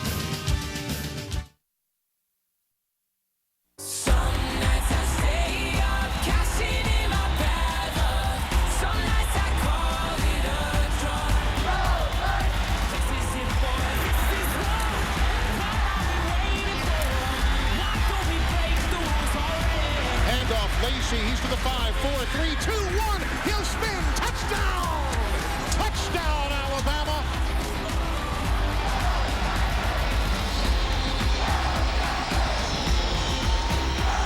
And they got another one after that right before the halftime break. And so at the break, Alabama leads it 14-3 a moment ago. Tracy Wolfson with Nick Saban. Coach, with you getting the ball to start here, how important was that touchdown going into half? Oh, it was great. I mean, anytime you score right before the half, it's a big momentum boost. But we got to reestablish the tempo in the second half of what we're doing. We got to fight the best fight for 60 minutes and keep punching until we can't punch anymore. This is a good team. Thanks a lot. Vern? All right, Tracy, thank you. And they will get the ball. Having won the toss at the beginning of the game, deferred the option to the third quarter. And so LSU will kick off. Alabama goes left to right here in the third quarter with a 14-3 lead. LSU dominated the first quarter of play, but was only able to tack on one field goal. Don't you get the feeling with Nick at halftime? He says, like I said last week and the week before and the week before and the week before, it's a 60-minute game. Yeah. That's what he believes. That's what he says every halftime. It's all part of the process. And the process works pretty well. Absolutely. Don't think scoreboard. On him on. And the kick deep into the end zone, and a knee will be taken. Well, shortly before the break, Les Miles elected to have his field goal kicker try a 54-yard field goal. Right. His career long up to that point was 44. What kind of hope does LSU have now? Well, I mean, this is, believe it or not, the smallest halftime lead Alabama's had this season. Right. Okay. And LSU ran 42 plays. So if they get it into the fourth quarter, could they wear Alabama down? We'll have to see. I mean, you got to score first and put some pressure on Alabama. No one has been able to do it in the second half. Crimson Tide gets it at the 25 after the touchback. McCarron, 9 of 15 now after 1 of 5 start. Play action. Rolling right. Chased. Throws it away. Kevin Minter was chasing him. And the halftime trends, Gary. Well, AJ started off slowly, 1 for 5, but he was 8 for 10 in his last 10 passes. Lacey again, is Yeldon the best? Is Lacey the best? We do know they have a 1-2 punch. And you can look right there. LSU put some yards up. They have to feel good. They can move the ball. It's been a couple of questionable decisions, though, and one bad penalty by LSU. Lacey up the middle. There's that patented spin move. Greg Loston, number 6, made the stop.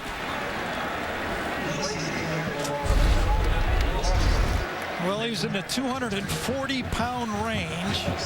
He's light on his feet, and he's a load when you tackle him, and you really never get a clean shot because he spins off you and uses your momentum to his favor. Lacey, 1 of 6 Louisianans on the Alabama squad. He played high school ball at Dutchtown High. in Geismar. It's about 20 miles down. Vernon, no Eric Reed out there for the second half. And that was his teammate at the guys at Dutchtown High School. Here's McCarron. Safety valve tipped. Wow. Barkevius Mingo.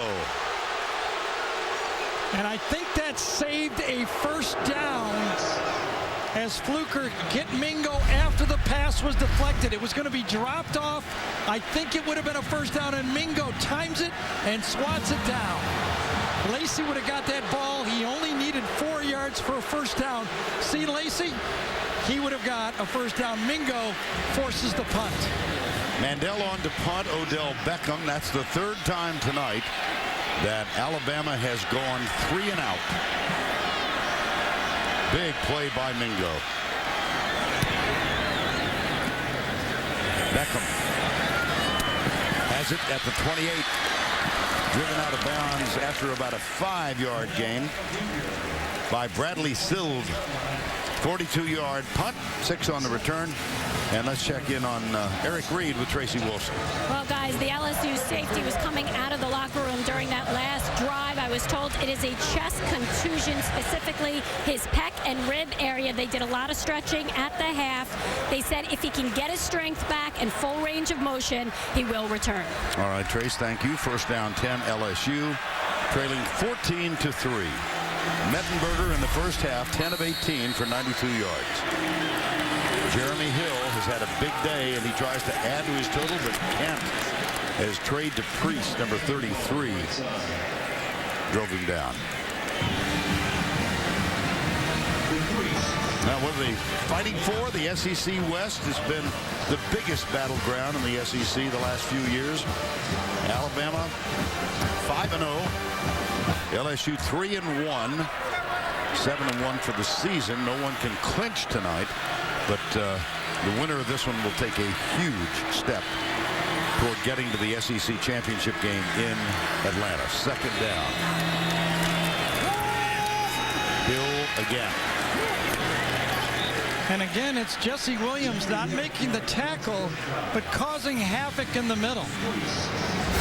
Even when you're blocking him, he's getting penetration and opening it up for other guys. Right on the nose, center, throws away Lonergan and forces Hill to cut 2 times before he gets to the line of scrimmage. Well, he has made known his wishes that in conversation with media, you not ask him about his tattoos or his Australian background. And you know what? That's fine with me. What about his haircut? Can we do his haircut? No. Whatever he wants to not talk about, I'm cool. Third down. Mettenberger drills it. Tipped again, yes. That may have been C.J. Mosley. It was, yep. Mosley is playing a little less in this football game because he's not in against regular personnel. Against all of the spread teams, you can see him making plays. Mosley comes clear across the formation, reading the quarterback's eyes and gets his left hand on it. Tremendous play by Mosley, the quarterback of that defense. And that brings on Brad Wing. Christian Jones is the deep man. Oh, did he ever. And it will hop into the end zone. And it'll come back to the 20. That's your average 64-yard punt. Amazing. Kid's got a pretty good leg.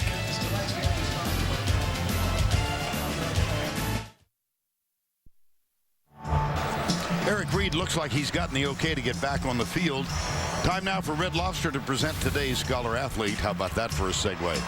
Eric Reed, majoring in business administration and a semifinalist for the Lott Trophy.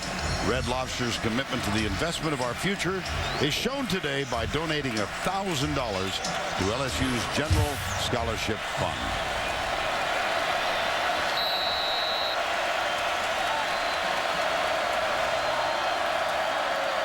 From the 20, first down and 10.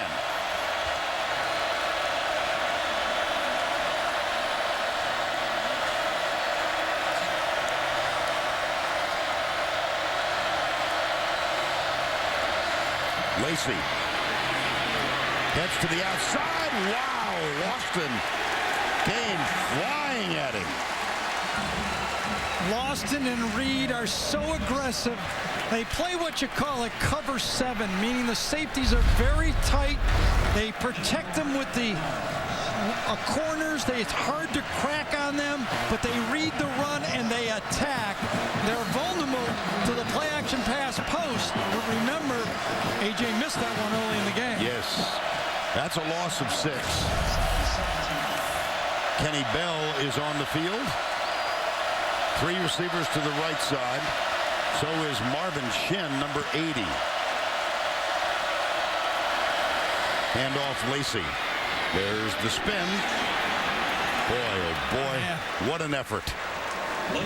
Mingo went all the way back to make the tackle. Let's look at his package on Eddie Lacy. He does exactly what we just saw. He's running, he's turning, he's never given you a full, easy shot on him. Looks like he's a big power back, but he runs a little more finesse than people think. And his last one was just like we showed you. He's kind of like a karate runner, right? I mean, he's just always turning. Hard to get your helmet and shoulder pads centered up on him. The 2 ends for LSU move to the 2 tackle spots on 3rd and 5. Mingo and Montgomery inside. McCarron. Kenny Bell, I think he should have had that. You know, on the short passes, as a receiver, you don't have a lot of time to react. As a quarterback, those are the ones you have to be extremely accurate with.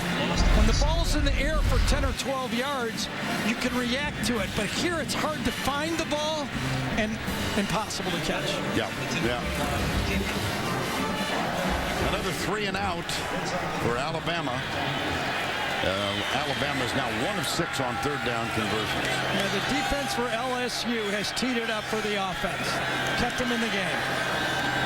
Odell Beckham is the deep man to return the punt. He has to move up. This is a short one. And a dangerous play. He grabs it and hits the turf at the 42-yard line. That one only 33 yards. Pretty good field position now for the Tigers. They trail 14-3.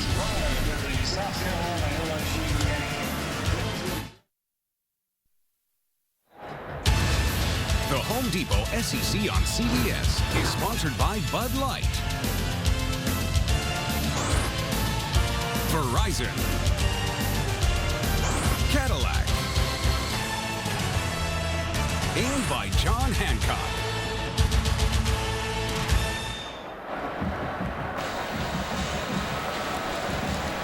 Don't forget, later in the game, the play of the game presented by Napa Auto Parts. A lot of time until that decision is made. 14-3 is the score right now. And Mettenberger and the Tigers at their own 42.5-yard line. Russell Shepard is alongside. He ran out of this formation, a 19-yard gain in the first quarter. Option. Shepard. There's C.J. Mosley to knock him out of bounds. Well, a different way to run the ball. No threat, obviously, for Mettenberger to make the big play, but a way to get the ball into the hands of one of their playmakers, Russell Shepard. Look at that. Stephen Ridley scored the last touchdown for LSU in this series. 2nd down 8.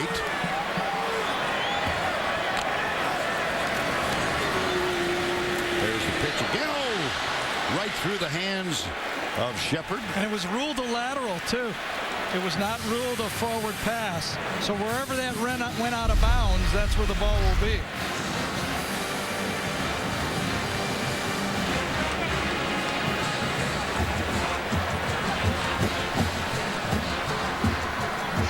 Should have been had by the time Russell Shepard. But again, it's a play that Alabama will gladly let LSU run. Oh, yeah. Yep. Why don't you run it again? 3rd down and 7. Let's see if Alabama brings pressure. They've been doing it. Empty back. No, not an empty backfield. They're coming. And here they come. Mettenberger hit as he lets it go. Great play by Mettenberger. Tackle is slipped. Cadron Boone picks up a 1st down. Yes. Great play by Mettenberger. He knew he was going to taste some helmet on that one. Coming from the secondary, He had to look right into it. This guy will be unblocked. He goes to the outside. I think it's D. Milner.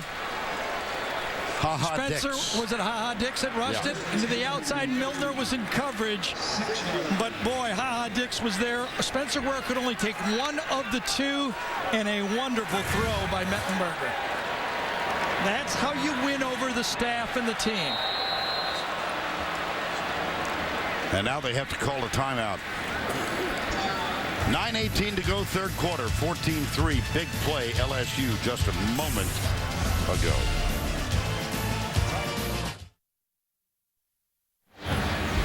Gary, let's go back to the second quarter and a sequence of plays that may have altered the tenor of this game. Yeah, first Cyrus Jones makes a good strategic play to get the punt, but physically fumbles it.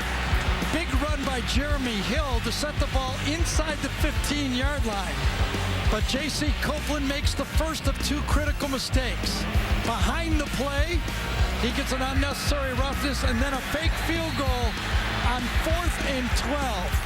Two missed opportunities. Since then, this is the best opportunity LSU has had on the field. And Mettenberger now 11 of 20. They'll try the running play near side. Young man has some talent. Jeremy Hill, that's his 15th carry, 16th for 73 yards. Sure does. Alabama bounced that play out nicely to the outside, but you can see Hill is always a threat.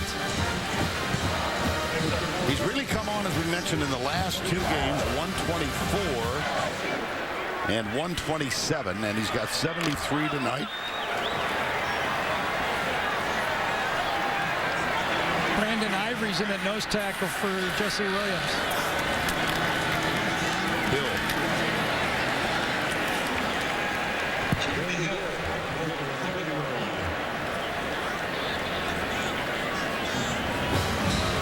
Big play on this drive was that fine pass from Mettenberger to Cadron Boone under pressure from Clinton Ha-Ha Dix. Ha-Ha Clinton Dix. I knew if I kept playing with that name, it would come out sideways. How about this? First game allowing 100 yards rushing this season. They lead it 14-3. Put Jesse Copeland in at fullback here too. Are they going to run power, or are they going to try to slip somebody out in the flat? They'll follow Copeland. Yes, they did. And down to the 25-yard line goes Hill. Second time in this game that on 3rd and medium they picked up the first down.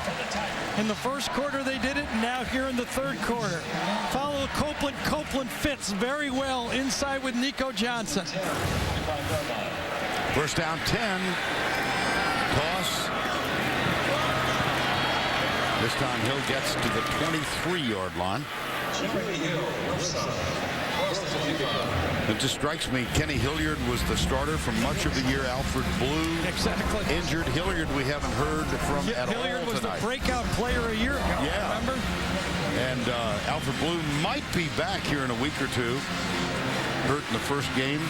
Spencer Ware has had modest number of carries tonight. It's been all Hilliard. I mean, and there is Spencer Ware. It's been all Hill.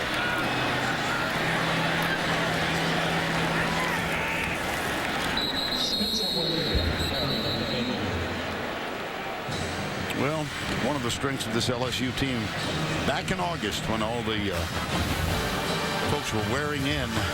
Look at the leading rusher, Hilliard, then Blue. That's when he got hurt. Then Hilliard, Ware, Shepard in the win over Towson. Florida, it was Ware, and then the last two, South Carolina and the Aggies, 124 and 127. In this situation, Alabama comes back in with Jesse Williams, a better pass rusher. This is a definite passing situation. Nick Saban's calling timeout. Did he get it? Yes, he did. That will leave both teams with 2. 6:20 to go in the third. We'll be right back.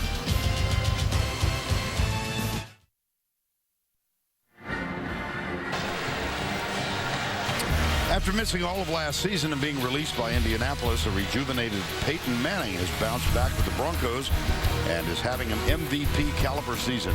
Shannon Sharp sits down with Peyton as they discuss his comeback season, his health, and the Broncos' Super Bowl chances. That's tomorrow on the NFL Today.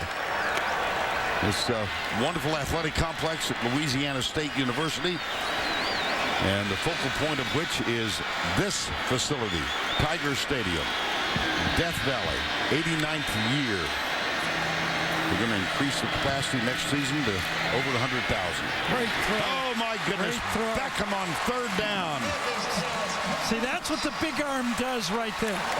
The big arm quarterback, there's not a lot of guys that have played against Alabama that can throw from this hash and gun it to the outside over there and put it right on Odell Beckham for the first down.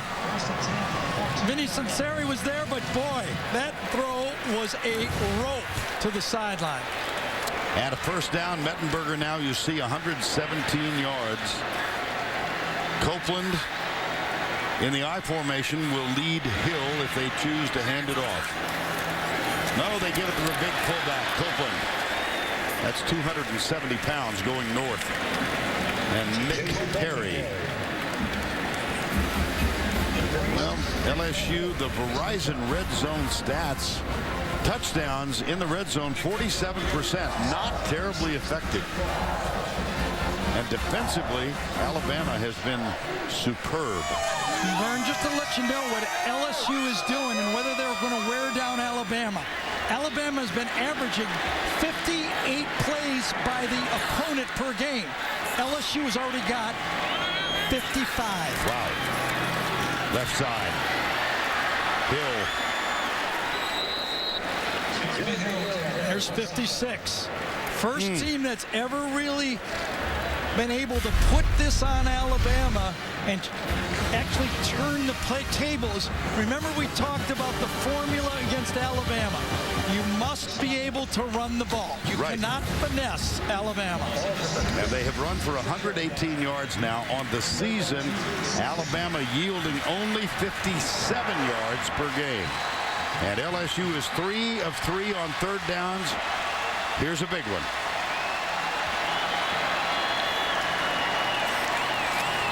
Play action. Mettenberger got him.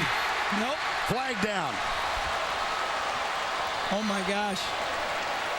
The play was stopped before the snap.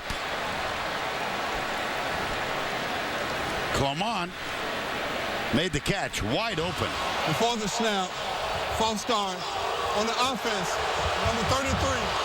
All the other players never got sent before the snap. 5-yard penalty, still third down. They called it on Jeremy Hill. Coming out in motion. I don't know if he was supposed to continue his motion, but he was not set for 1 second. Watch Jeremy Hill come out from the tailback spot. I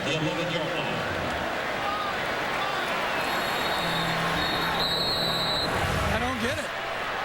I really don't get it. He was in motion. He was going sideline. I think they blew it. I don't get that one at all. Penalty back. It's 3rd and 7.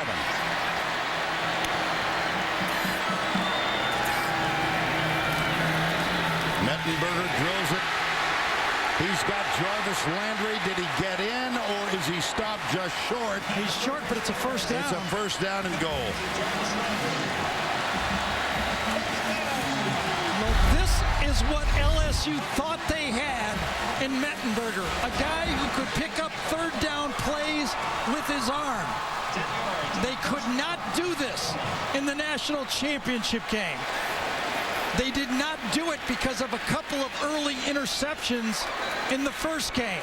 But tonight, Mettenberger has given LSU another weapon. And can they end the touchdown drought against Alabama?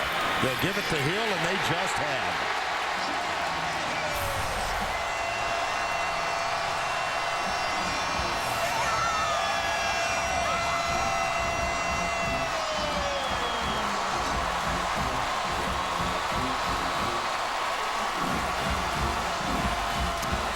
And it strikes me, Gary, LSU dominated the first quarter. Yep. And they're dominating the third. Alabama has done zip. 2 3-and-outs. Yes. Has given LSU new life. Allemand for the extra point. Nice hold. Kick is up and good. Well, ironically, that touchdown was scored on the 58th offensive play of the game, which is what Alabama has been facing on an average for the whole season. This was again power, right off tackle, right behind Turner and Alexander and Copeland. 2 freshmen and a senior.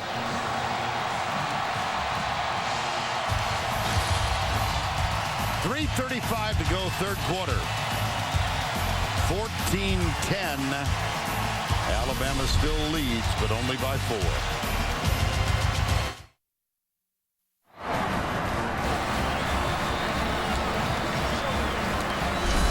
Welcome back to Tiger Stadium, Death Valley, Saturday night, where Les Miles is 36-1. The only loss was to top-ranked Florida, 13-3 in 2010.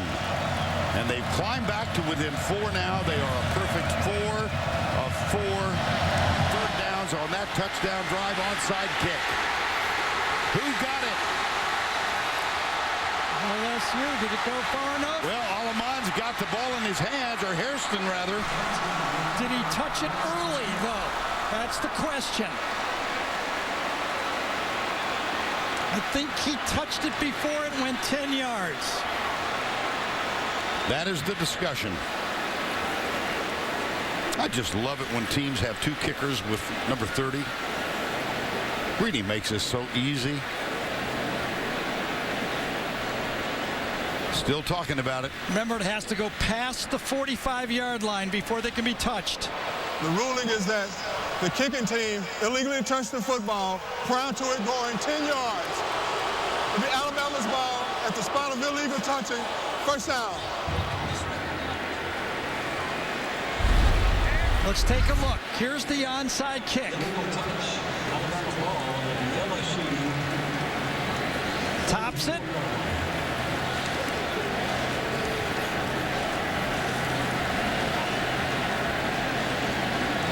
Could not tell from that look. No.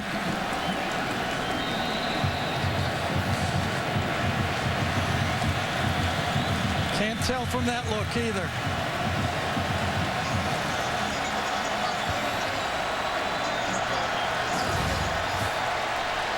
The play is under review. Jim Allison is the replay official tonight. It's the next line now. See if he touches it before he gets to the line. He does. That's a good call. So the officials got that one right. And, you know, going back to the play before the big first down play, during the commercial, I think we found what the call was. The line has to be set before the player can go in motion. The line is not set, and when the player goes in motion, that's why you can't have 2 people in motion at the same time. So actually, officials were 2 for 2 on the big calls. And let's look at the attempted onside kick from a high angle. I think they did get it right, absolutely.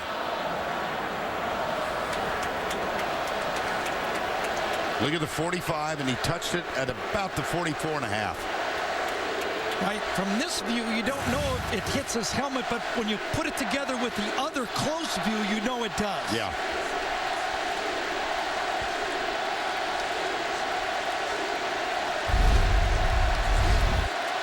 Remember, from this view, you see that the ball is touched, right? Right there.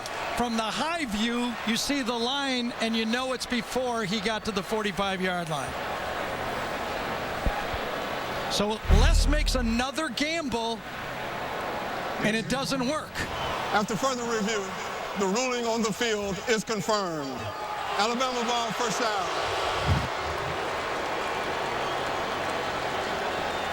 You know what's kind of also happened here, Vern, is this delay and review is kind of helping the Alabama defense. They were wearing down, and now there's been time, and Alabama needs to make a couple first downs to help them more. They have 2 3-and-outs in this half. And T.J. Yeldon, the freshman, is the running back. On first down from the 44 with a 4-point lead. Yeldon to the left. Ridden down at the 40-yard line. Craig Lawston, who has made a habit tonight of flying through the air and making contact. And there's a player down at the 36. It is Lawston. Tigers shaking up at the 35-yard line. Well, Eric Reed's on the sideline, one starting safety. Craig Lawston, the other starting safety, might join him. And it almost looks like the same type of injury, doesn't it? Yes. Remember Eric Reed falling like this? This time it appears that somebody landed on it. Might have been his own guy. More of a leg injury. Yes, it was. I think it was Ronald Martin fell on him as Lawston was spinning. Greg Lawston, ladies and gentlemen. So now we're down to the number 3 and 4 safety for LSU. Will Alabama test them? Remember how Florida tested the linebackers for LSU? Oh, yes. Corey Thompson, number 12, is on the field. I don't know that he expected to be playing in this kind of situation. I didn't. I don't have him on my board. There you are. Second down and 6.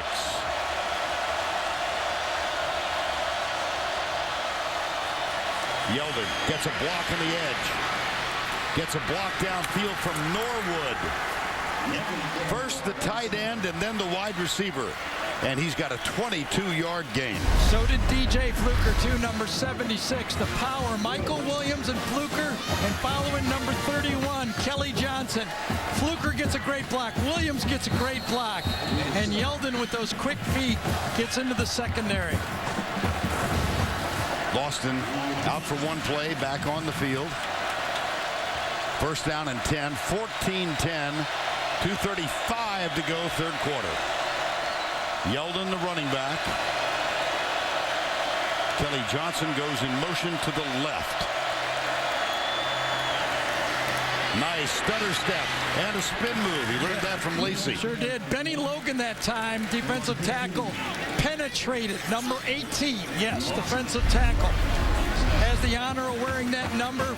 Makes good penetration inside, and then Yeldon does one of those, as Vern called it, an Eddie Lacy spin. There's number 18, beats Chance Womack and gets positive yards.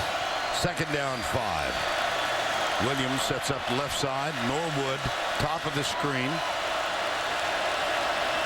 Looks like LSU might have something in mind about aggressive attack here. Cut back to the 10. It'll be third down. Anthony Johnson, number 90, makes the stop. Hairston in agony. Tried the onside kick, touched it half yard too soon. Alabama is 1 out of 6 on third downs in this ball game. Marvin Shin, Christian Jones wide to the left. Timeout called by LSU. And by LES, too.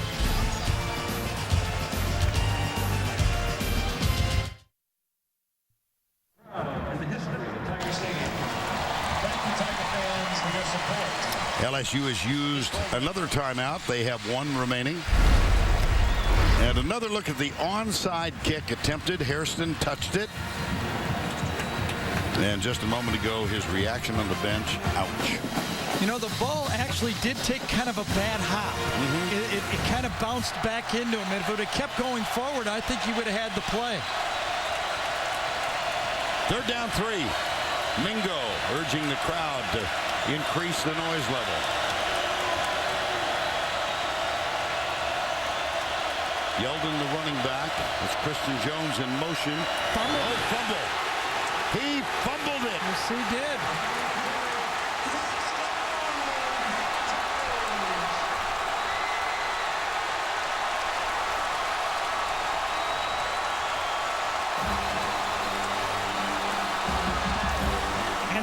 Alabama was not taking a risk. They wanted either a first down or a field goal. They play it conservative, and it's a poor handoff by AJ McCarron. He did not get that in the center. It was on the hip. You've got to get that into the middle. The running back is not looking at the ball. He's trusting that the quarterback puts it in the center of the stomach. That one was on AJ, not the freshman. Sam Montgomery recovered, comes up with the ball. That's the second Alabama turnover. LSU has kept it flawless. McCarron at fault with the attempted handoff. And the ball goes over at the 10-yard line. Hill, about 3. Vern, I think AJ was trying to be a little fancy in his ball handling, trying to fake the reverse as he handed off. Let's see if he does that. See, he's reaching for the reverse to hold players over here and really never look the ball in. He had Christian Jones. Take a look at this season versus last when they lost only 4. Second down, 7, 14-10, nearing the end of quarter number 3. Odell Beckham. Play action. Got him. Flip it out. Got him. Did they ever? It's Copeland. Copeland.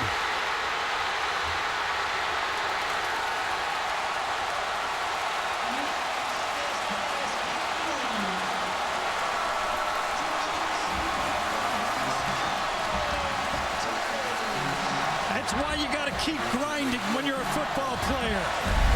You make an early bonehead play, you'll get another chance. And he gets a chance right here, bounces off, kind of a block tackle that time. I don't know if it was Nick Perry, I'm not sure who it was, but it wasn't a good tackle. And gets it in there, and we go to the fourth quarter, and Vern, we've done a number of them. This game, except for the national championship, becomes a fourth quarter game. Of all of the unlikely pass receivers, a 270-pound fullback who just made his second catch of the year. 42 yards. Hang on.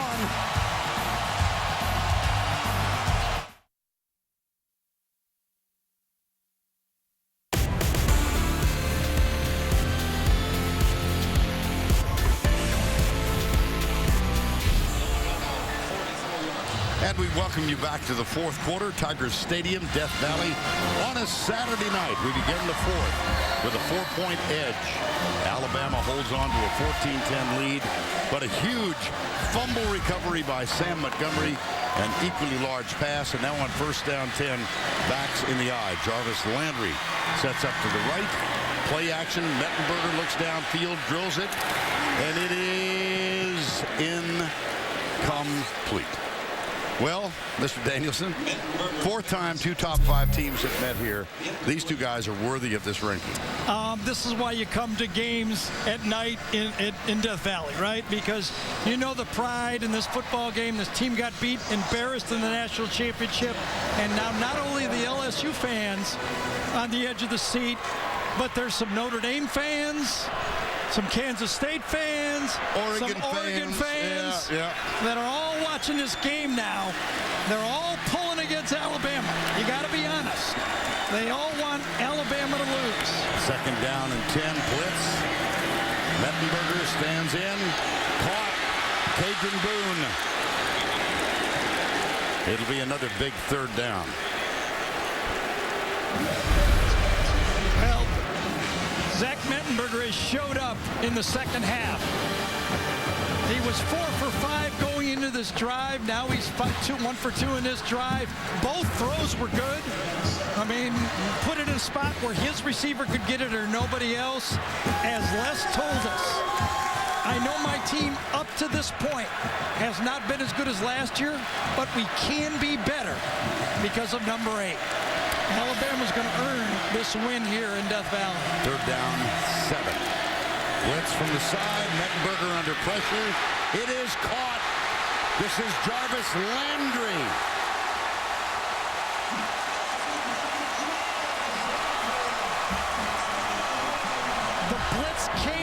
field, but it's a zone blitz. And if you don't get to the quarterback, you've got a safety covering him. Coming from there is number 6 again. Clinton Dix a step late. And Vinny Sunseri cannot make the play. When you do the zone blitz, there's not a lot of guys back there. You're giving them space in exchange for an extra rusher. Toss, right side. Down to the 14-yard line goes Hill. Tiger Stadium, a brand new attendance record, by the way, in this 89th year of this stadium. Of course, there have been expansions. It's 14-10. LSU had an early lead of 3-0, 2 unanswered by Alabama, the last right before the half. And then Les Miles rolled the dice on a couple of plays, came up short, but a fumble recovery at the 9-yard line, a big pass play to J.C. Copeland, and now LSU threatened to take the lead. It's into the corner. Touchdown, Landry.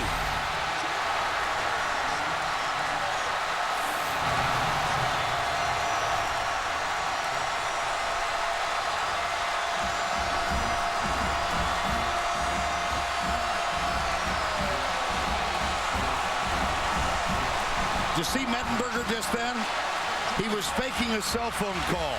We were told that Alabama students, a la Florida's Tim Tebow, had gotten hold of his cell phone number this week. Right, but he better be careful and concentrate on playing quarterback. I got you.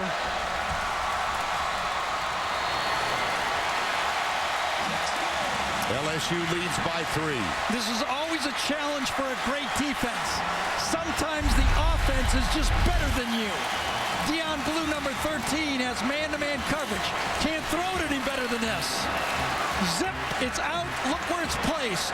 Perfect. No chance. The fade, and he goes up and gets it at the highest point. I don't care how good you play man-to-man coverage. You can't stop that play. 7 plays, 90 yards to 308. A 42-yard pass and a 14-yard pass for the touchdown.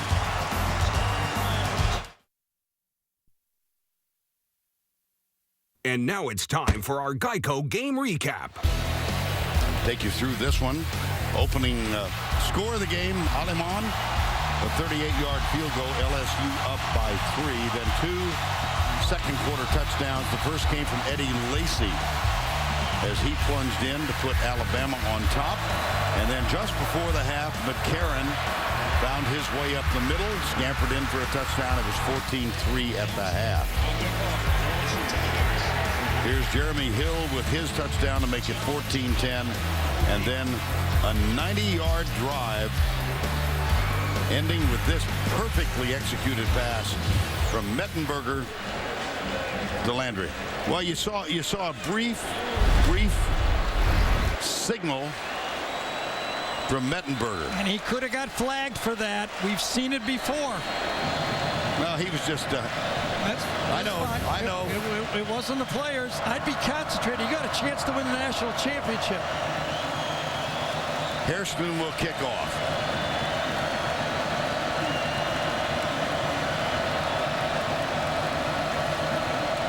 Christian Jones, one of the 2 deep men. Short kick taken at the 18-yard line. That's Xavier Dixon, a linebacker who did not expect, I think, to be returning a kickoff. Now let's go to the studio for this Heisman Watch presented by Nissan. Here's Adam Zucker. All right, thanks, Vern. Xavier Dixon probably won't win the Heisman, but how about Kenyon Barner, a school record 321 yards as Oregon beats USC 62-51. Also some big numbers for dark horses at quarterback. Aaron Murray with 4 touchdowns and Taj Boyd with 5. Also ran for 1, Vern. All right, Adam, thank you. 17-14 here. 3 series, 3 and out, 3 and out, and a fumble. In this half. McCarron. Batted down. Benny Logan, number 18.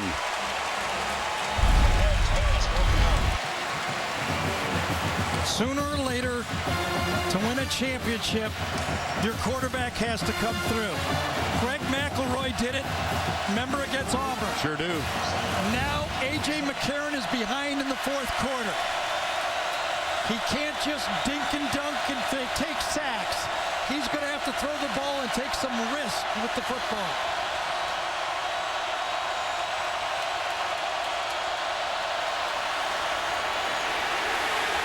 Lacey, huge third down coming up. Benny Logan, Sam Montgomery.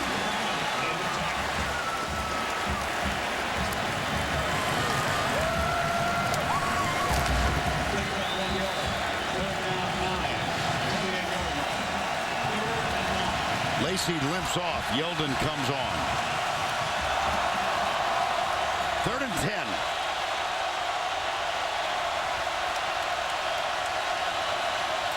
Alabama's 1 of 7 third down conversions. Will they go 3 and out again? Yes. We're through it. Intercepted. No, trapped. Nope. Trapped. Eric Reed. Had him wide open, too. Yep. Marvin Shin coming across.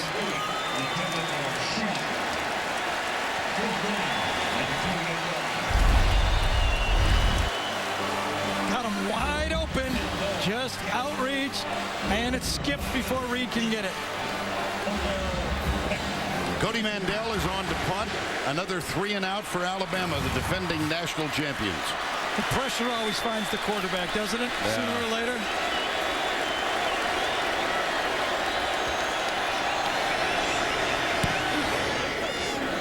Pretty low punt, returnable. Comes right. Beckham. Ball down from behind. Danae Patrick, number 11.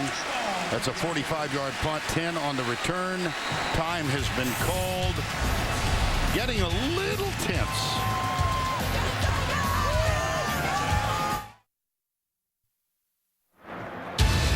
The Home Depot SEC on CBS is sponsored by New York Life Insurance Company.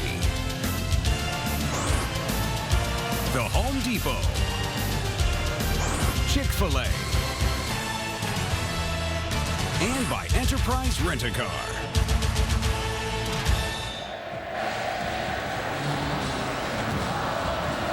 Wonder if that same moon is as visible over New York tonight.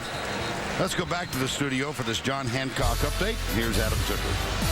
Thank you, Vern. It would be. We got to take the roof off, though, to see it. How about the number 2 team in the BCS standings, John Hubert of Kansas State. 2 touchdowns to break open what was a tight game against Oklahoma State. They lead by 17 now with under 9 to go in Little Manhattan. Back to you, sir. All righty. 11:51 to go here. First down 10. LSU took the lead after a fumble recovery at the 10-yard line. That was a mixed... It was self-inflicted, wasn't it? Yes, it was. And LSU has not turned the ball over tonight.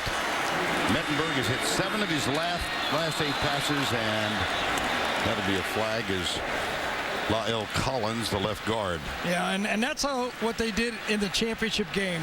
Jumping off sides and making it 1st and 15. They've been picking up yardage by not making mistakes. Number 7, 5 yards from the previous spot. Still first down.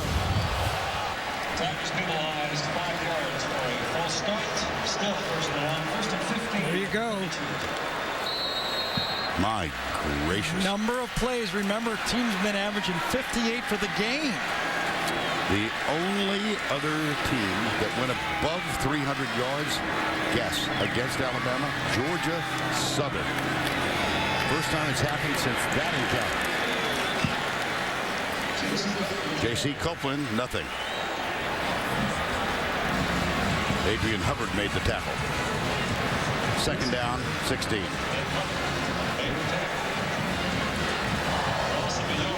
For the season, 203 yards, number 1 in the country, and 333 given up by Alabama tonight.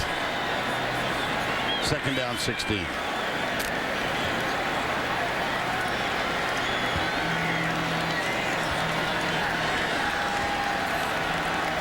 Beckham and Boone on this side. Play action. Mettenberger fires it wide open. Beckham down the sidelines, caught from behind. They gouged him again.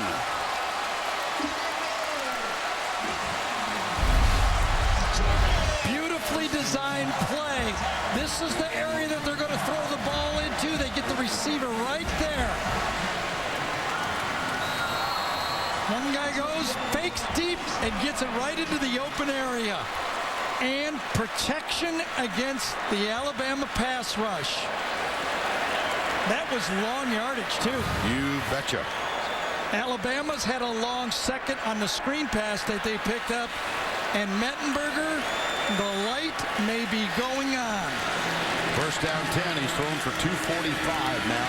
Here's Hill closing in on his third consecutive 100-yard game. Dion Blue made the stop.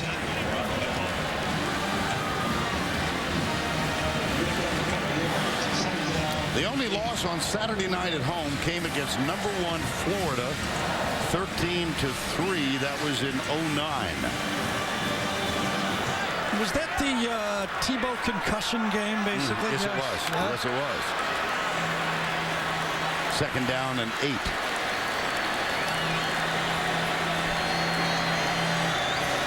Under 10 to play.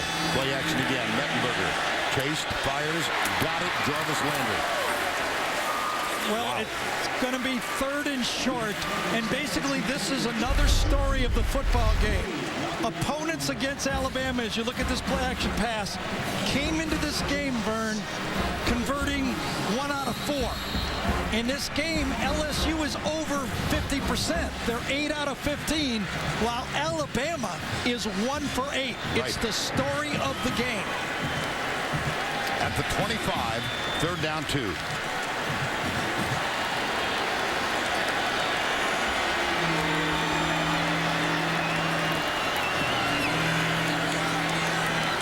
Didn't get it. No, and will Les roll the dice? Because a field goal makes it a 6-point game.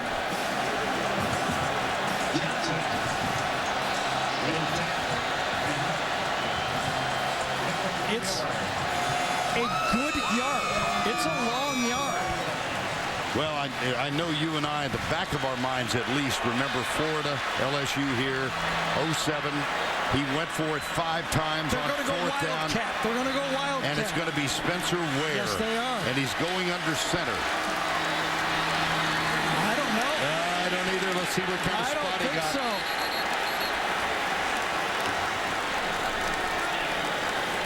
think so. Nick Saban thinks that they held him. Spencer Ware under center. Now watch the spot. They try to follow number 44 Copeland, but I think the play was made. Was it 47 Xavier Dixon that made the stop? No, 57 DJ Petaway. Was it? Was it? It was 57. Petaway. What a play. Now hold your breath if you're an Alabama fan or an LSU fan for this measurement. Well, I thought they had to get it to the next yard line. I thought it's short by a half yard. We're about to find out. At least. Oh, wow. Yeah, at least. They actually didn't even gain an inch on the play. Well, Les has rolled the dice 4 times. He's 0 for 4. However, it appeared that Spencer Ware fumbled that snap, too. Did not catch it cleanly. Yes, he did bobble it, didn't he? Yeah. 0 for 4, however, his aggressiveness has kind of transcended to his team. So 0 for 4 decisions, but his team is playing hard. We ask you to help the victims of disasters like Superstorm Sandy. Text Red Cross to 90999 to make a $10 donation to the American Red Cross Disaster Relief Fund. CBS cares. Well, 8:41 to go. You know what Les needed on that? He needed Jacob Hester. That's what I was thinking. We all were somewhere in the back of our minds thinking about that LSU Florida game here when Les went for it 5 times on 4th down and converted all 5, including the winning touchdown with Jacob Hester. McCarron has missed his last 5 passes. And they've had 4 series in the second half. 3 3-and-outs and a fumble at the end of a drive to kill points. T.J. Yeldon is the running back. That's Norwood in motion. LSU might be coming from the quarter. They are not. Here's McCarron. Incomplete. Oh, no. It is incomplete. Okay, now. I'll tell you, the Alabama bench thinks he caught it, but of course they would. Obviously, it could be reviewed. To the outside, Kevin Norwood, perfectly thrown ball. They were making these catches in the national championship. Was the ball Oh, yes, that's easy call. Right. So McCarron now 0 for 6. Nice job by Jalen Mills on that play, too, coming in and stripping that ball loose because his foot was in.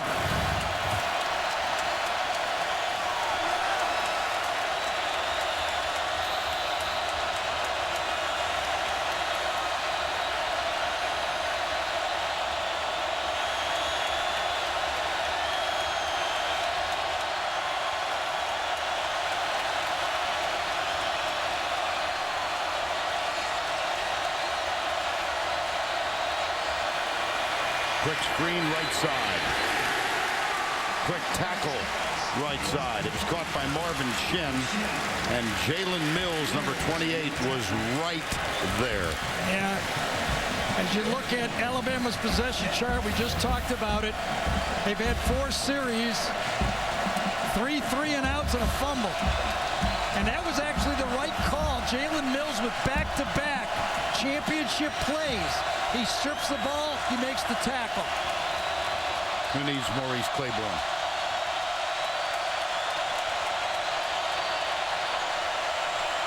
One for 8 on 3rd down.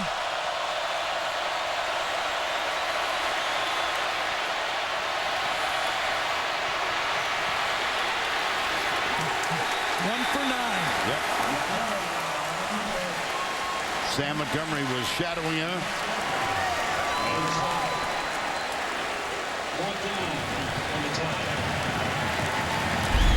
Well, this obviously was great coverage in the secondary. Receiver blanketed over the middle that time. Great job by Jalen Mills again. Nobody to go to. Jalen Mills, the go-to guy on 3 straight plays, and he wins 3 straight times. And it's another 3-and-out for the number 1 team in the country. Mandel will punt. Clock beginning to become an issue. 7:27 remaining. Not sure what this conversation involves.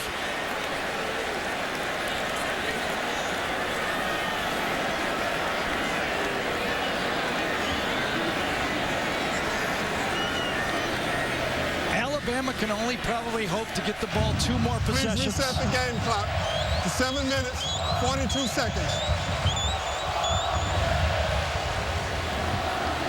The most they're going to get is 2 more possessions in the regular, unless there's a turnover on an early down. But they can only count on probably 2 more possessions in regulation.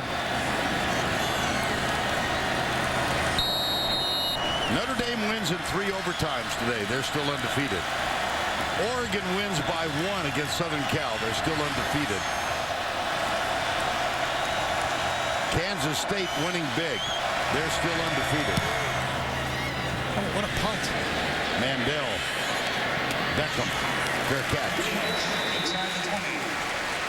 54-yard punt.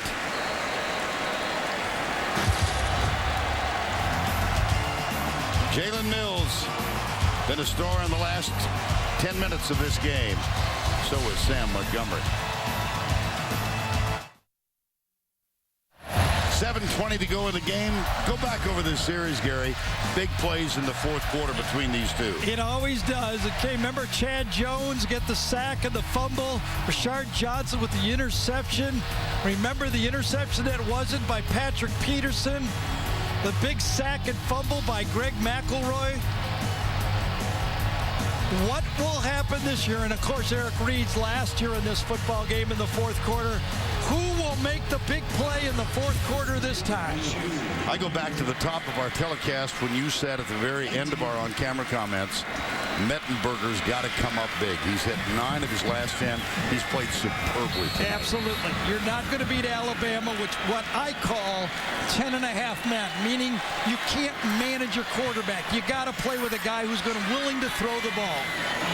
He's had moderate numbers all year, but he has been terrific tonight. Here's Hill.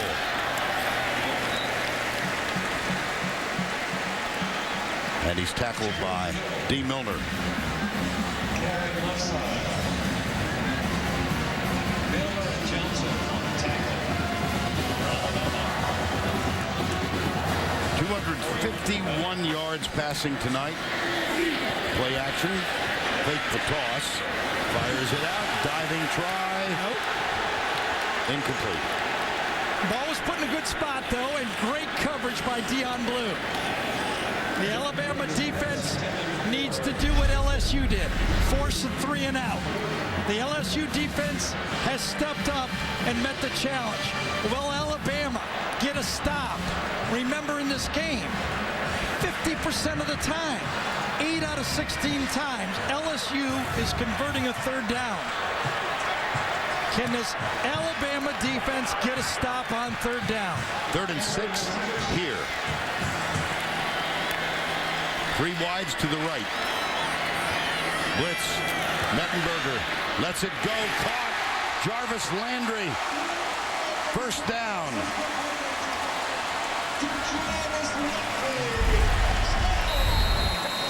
Inside slot coming across, but this blitz, they're disguising it. It's taking too long to get there. Mettenberger has time to let it go, and he carves up inside against Nick Perry. Well, that blitz has not worked. It worked early a few times, but the LSU offensive line, running backs, and Mettenberger has carved up the blitz. Spencer Ware in the backfield now. Clement. There's the toss to Ware. Goes right. Nope. Whoa, wait a minute. A missed tackle. Milner, first one there, and then Ed Stinson. Under 6 to go. And Stinson with the tackle. Picked up 2 yards. Second down, 8. At the 38. It's a tired Alabama football team. You can just see it. Their legs are dead. 75 plays. That's what happens when you can't get a stop on third down. Michael Ford is the running back for LSU. 5.5 to go. Ford gets it. Doesn't get a whole lot. But that clock inexorably winding down. LSU has only the 1 timeout left. Alabama has 2 remaining. The defending national champions, led by Nick Saban. Well, what do you do if you're LSU? What do you do if you're Alabama? The delayed blitz has not worked. Okay. Will LSU throw it again? 14 passes, 3 rushes tonight, and they are 9 of 17 on third down conversions. It's 3rd and 6 here. No blitz. Mettenberger out of the backfield. Jeremy Hill, another conversion. Tackled too late by Nico Johnson. Yep. The perfect matchup. Mettenberger is on his game. He's going to the right guy again. There's the matchup. The best one on the field. A linebacker against a running back. No help. Remember, Nico was beat inside before. This time Hill fakes inside, and a perfect throw from the LSU quarterback.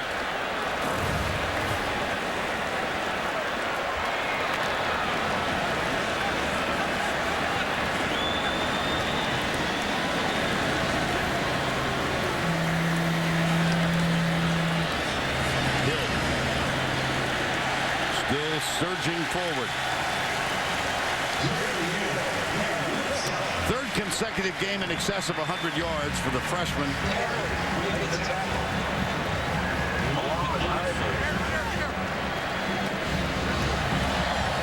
With Alabama only having 2 timeouts, I believe if they can get the ball back, they will go into 4-down offense. They cannot take a chance of punting the ball again in this football game. I never dreamed, Gary, we would see.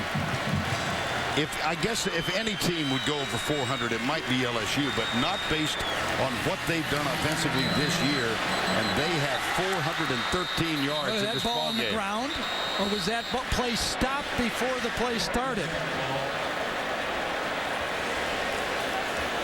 It was Copeland tackled before the by snap. Xavier Dixon. False start on the offense. On the level did not get set prior to the snap. 5 yards. Second down. Best penalty of the game for LSU. A bad break for Alabama. Because that ball was on the ground. Yes. I think it's this guy moved.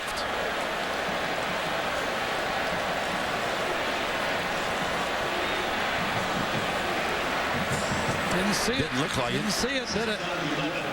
I didn't see who. Somebody must have flinched inside. I did not see it on that one. We'll take another look.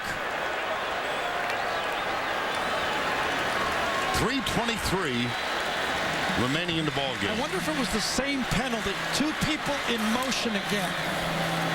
Play action. Mettenberger, right side. Got a man open. Caught. Odell Beckham. Huge play. Mettenberger's doing exactly to Alabama what AJ McCarron did to LSU. Putting that ball in a spot where only his receiver can get it. Beckham, who had drops throughout the year. Look at this. Great coverage. Only one guy could get it. Dion Blue, again in position, but it's almost a mirror image of what LSU had happen to them in the championship. Look at that control of the football. Look at that emotion on the sideline. 2:45 to go. Mettenberger 7 yards shy of a 300-yard effort. Hands it off. Copeland.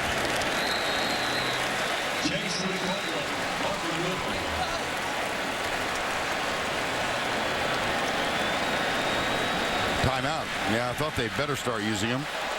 Alabama calls time.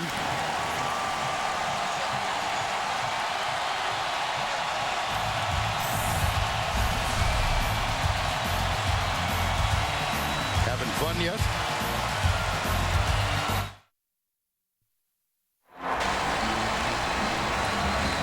Go back, Vern, to the play before the pass. Remember, Alabama had the football. The play was stopped. Same thing happens. LSU doesn't get set before Jeremy Hill goes in motion or the back goes in motion. See, they're not set for a second. The back goes in motion. They stop it right there. It's a procedure penalty on LSU.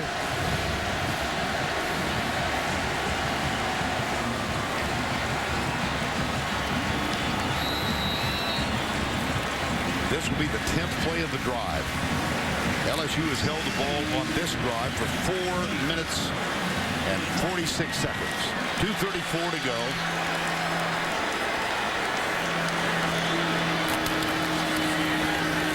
Hill. Jesse Williams, first man there. Alabama should take a timeout. Yeah, they do. Good strategy. You can control the clock better on offense. You can't let LSU bleed another 40 seconds off the clock. They are out of timeouts now. 3-point game. Tigers lead.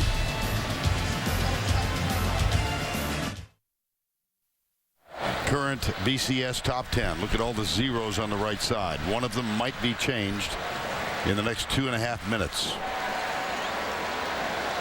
Kansas State just won. Big decision for LSU. Remember, a field goal does not ice the game. Alabama would, if you run the ball, however, it takes 40 seconds off the clock. Right. So that's the decision Les has to make. Does he hand it to his quarterback and say, make another throw? Or does he run the ball and try to kick a somewhat, might be a 50-yard field goal? Both tight ends tight to the left. Toss, Hill, 4th down. It will be about a 45-yard field goal. LSU will run the clock all the way down to 1 second and then take a timeout and then decide. You got to kick the field goal. You have to force Alabama to score a touchdown. Picked up 4 yards. 4th down. 6, 48-yard line. 18 seconds remaining in the play clock. So it'll be about 1:38 when Miles calls timeout. Remember the penalty, the best penalty of the LSU season. 2 guys in motion, the play is killed. It would have been an Alabama ball and with about 4 minutes to go in the game. After that, Zach Mettenberger hits the big pass. Well, he promised to be aggressive tonight. He's made some big decisions. This one, right. And then they tried a 54-yard field goal, came up about 10 yards short. Aleman's career long. Here's Hairston with the onside kick, touched 9.5 yards before. And then on 4th down, Spencer Ware went for it. None of them have worked. But look at the scoreboard. Yep. They've got a hot quarterback, though, don't they? Oh, my goodness. So 4th down. I've been saying all year that you must have, when they lose, they get a hot quarterback that you tip your hat to. Steven Garcia has that type of game a few years ago. Tebow had it. 45-yarder. This would be a career long for Aleman. Previous career long, 44. Wing will hold it.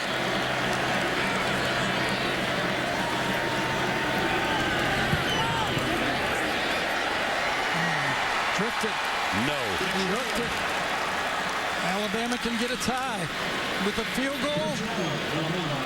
Touchdown obviously wins.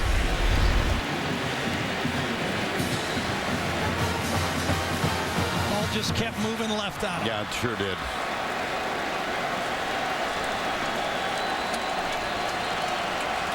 Well, Alabama has a chance now, but I must tell you, based on their performance in the second half, I don't know how you can be very optimistic. They've not done anything with the football in this half. McCarron is 1 for 7 for 0 yards. 94 seconds to go. Both teams out of timeouts.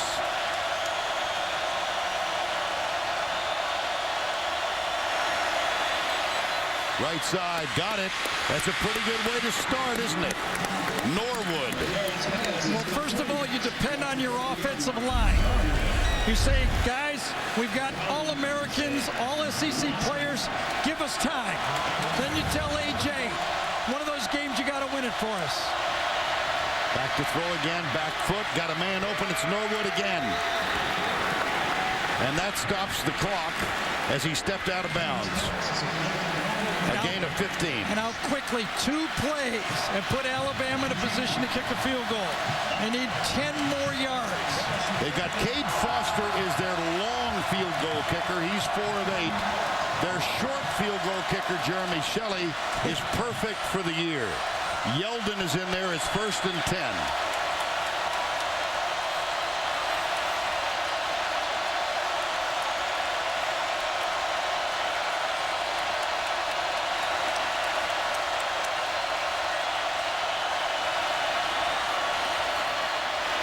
McCarron got a man, diving catch, yes.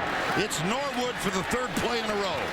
Well, remember how tight the LSU defenders were playing on the last drive. Now they're giving so much space. You got guys, that time it was Jalen Collins, number 32, giving 10-yard cushion.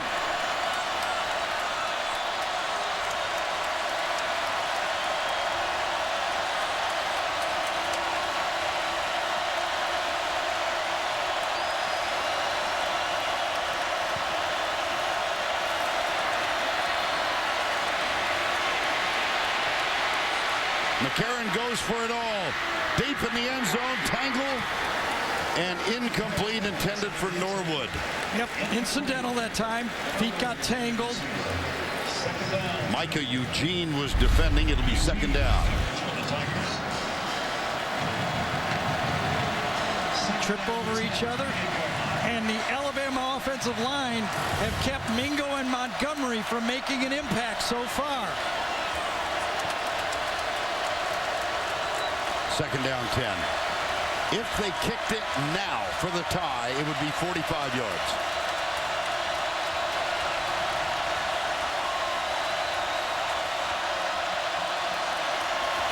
Blitz, screen pass, Yeldon to the 20, to the 10. Touchdown, Alabama!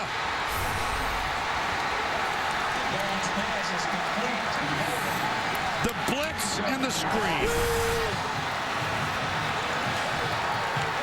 He answered.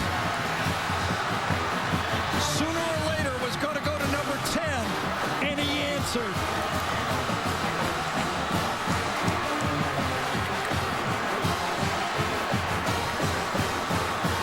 Still time in the football game, though. That's Mark Ingram, isn't it? Yes, it is.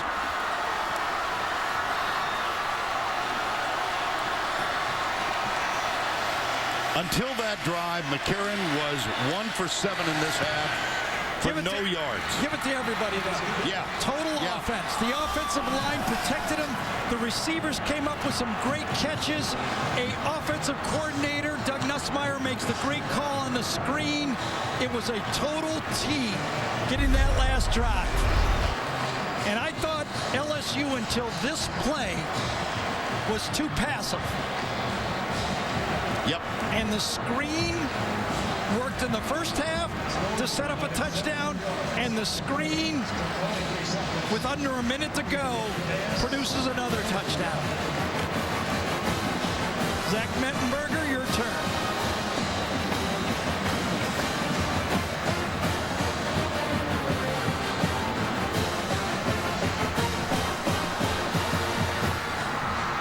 Nobody ever wins a championship without one of these games. Yes, you're right. You're right. Every championship team has had one of them. McCarron was 4 for 5 on that drive. Yeldon got the touchdown on the screen. 72 yards after the missed field goal. Yeldon 28 yards on the screen pass, and now Zach Mettenberger, your serve. And I don't think Alabama will blitz him. So Mettenberger has to try to get the ball at least to about the 40, 50-yard line, and then see at the clock how much time is left and what he has to go from there. James Hairston, the kickoff specialist. Just like, now not as much time, obviously. No timeouts. Probably each throw has to be past the first down marker. Any throw short of a first down marker or doesn't get out of bounds could be the game. Foster's kick. Half of his kicks have been touchbacks. This one is not. Michael Ford. Traffic down at the 20. So with 45 seconds left and no timeouts remaining, Mettenberger comes on 22 of 33 for 293 tonight. We talked about it in the fourth quarter. Someone always makes a play. This time, AJ McCarron, who's never been in that situation in his career, drove him down.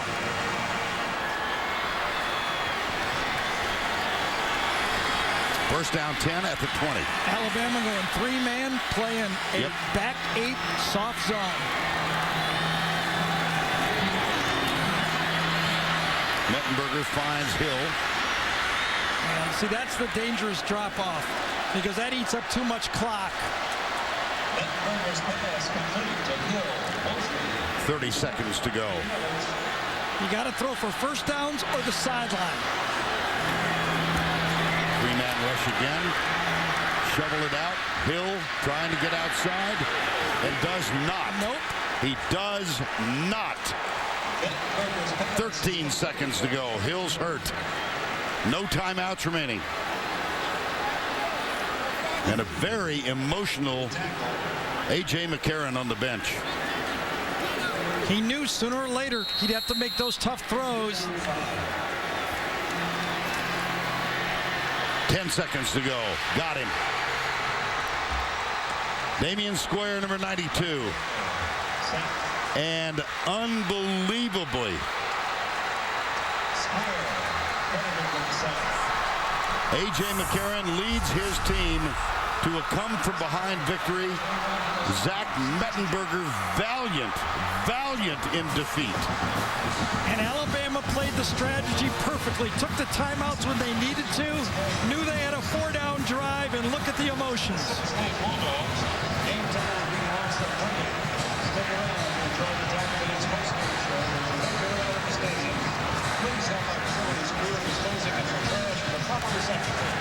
Have a great weekend.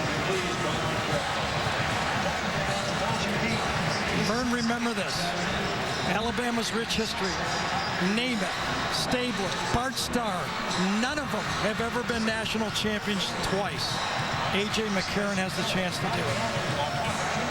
And he's kept that chance alive with a brilliant performance on the last drive, and Nick Saban is with Tracy. Well, first, you knew this one would be a challenge. What can you say about the way your team stepped up when their backs were against the wall? You know, what we talked to our team about is that we would have to overcome adversity in this game. So when the things went bad and they went sideways, you know, we kept saying to them, we got to overcome adversity now. But, you know, LSU played a tremendous game. They really outplayed us. We had a tough time stopping them. They did a great job offensively of attacking us. And, hey, AJ did a great job on the drive. We made some big plays, and it's a great win, man. Great win.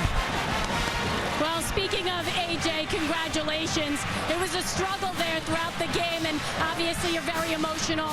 Explain how hard this was for you. I mean, it's extremely hard, but I got the best teammates in the world, the best O-line. I mean, the best defense, the best coaches, and everybody fought, and that's what Coach said. He always preaches a 60-minute ball game, and everybody hung in, and, I mean, it was an unbelievable win.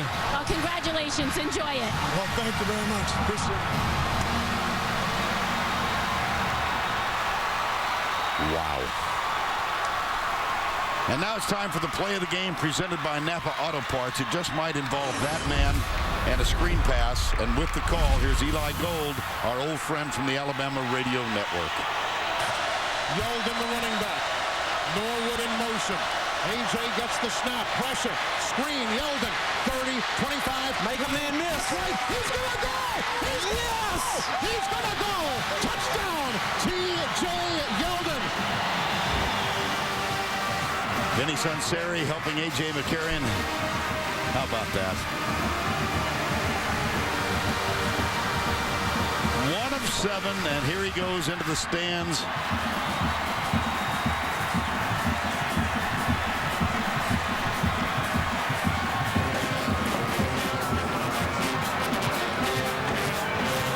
I know his dad is at the game. I talked to AJ before the game.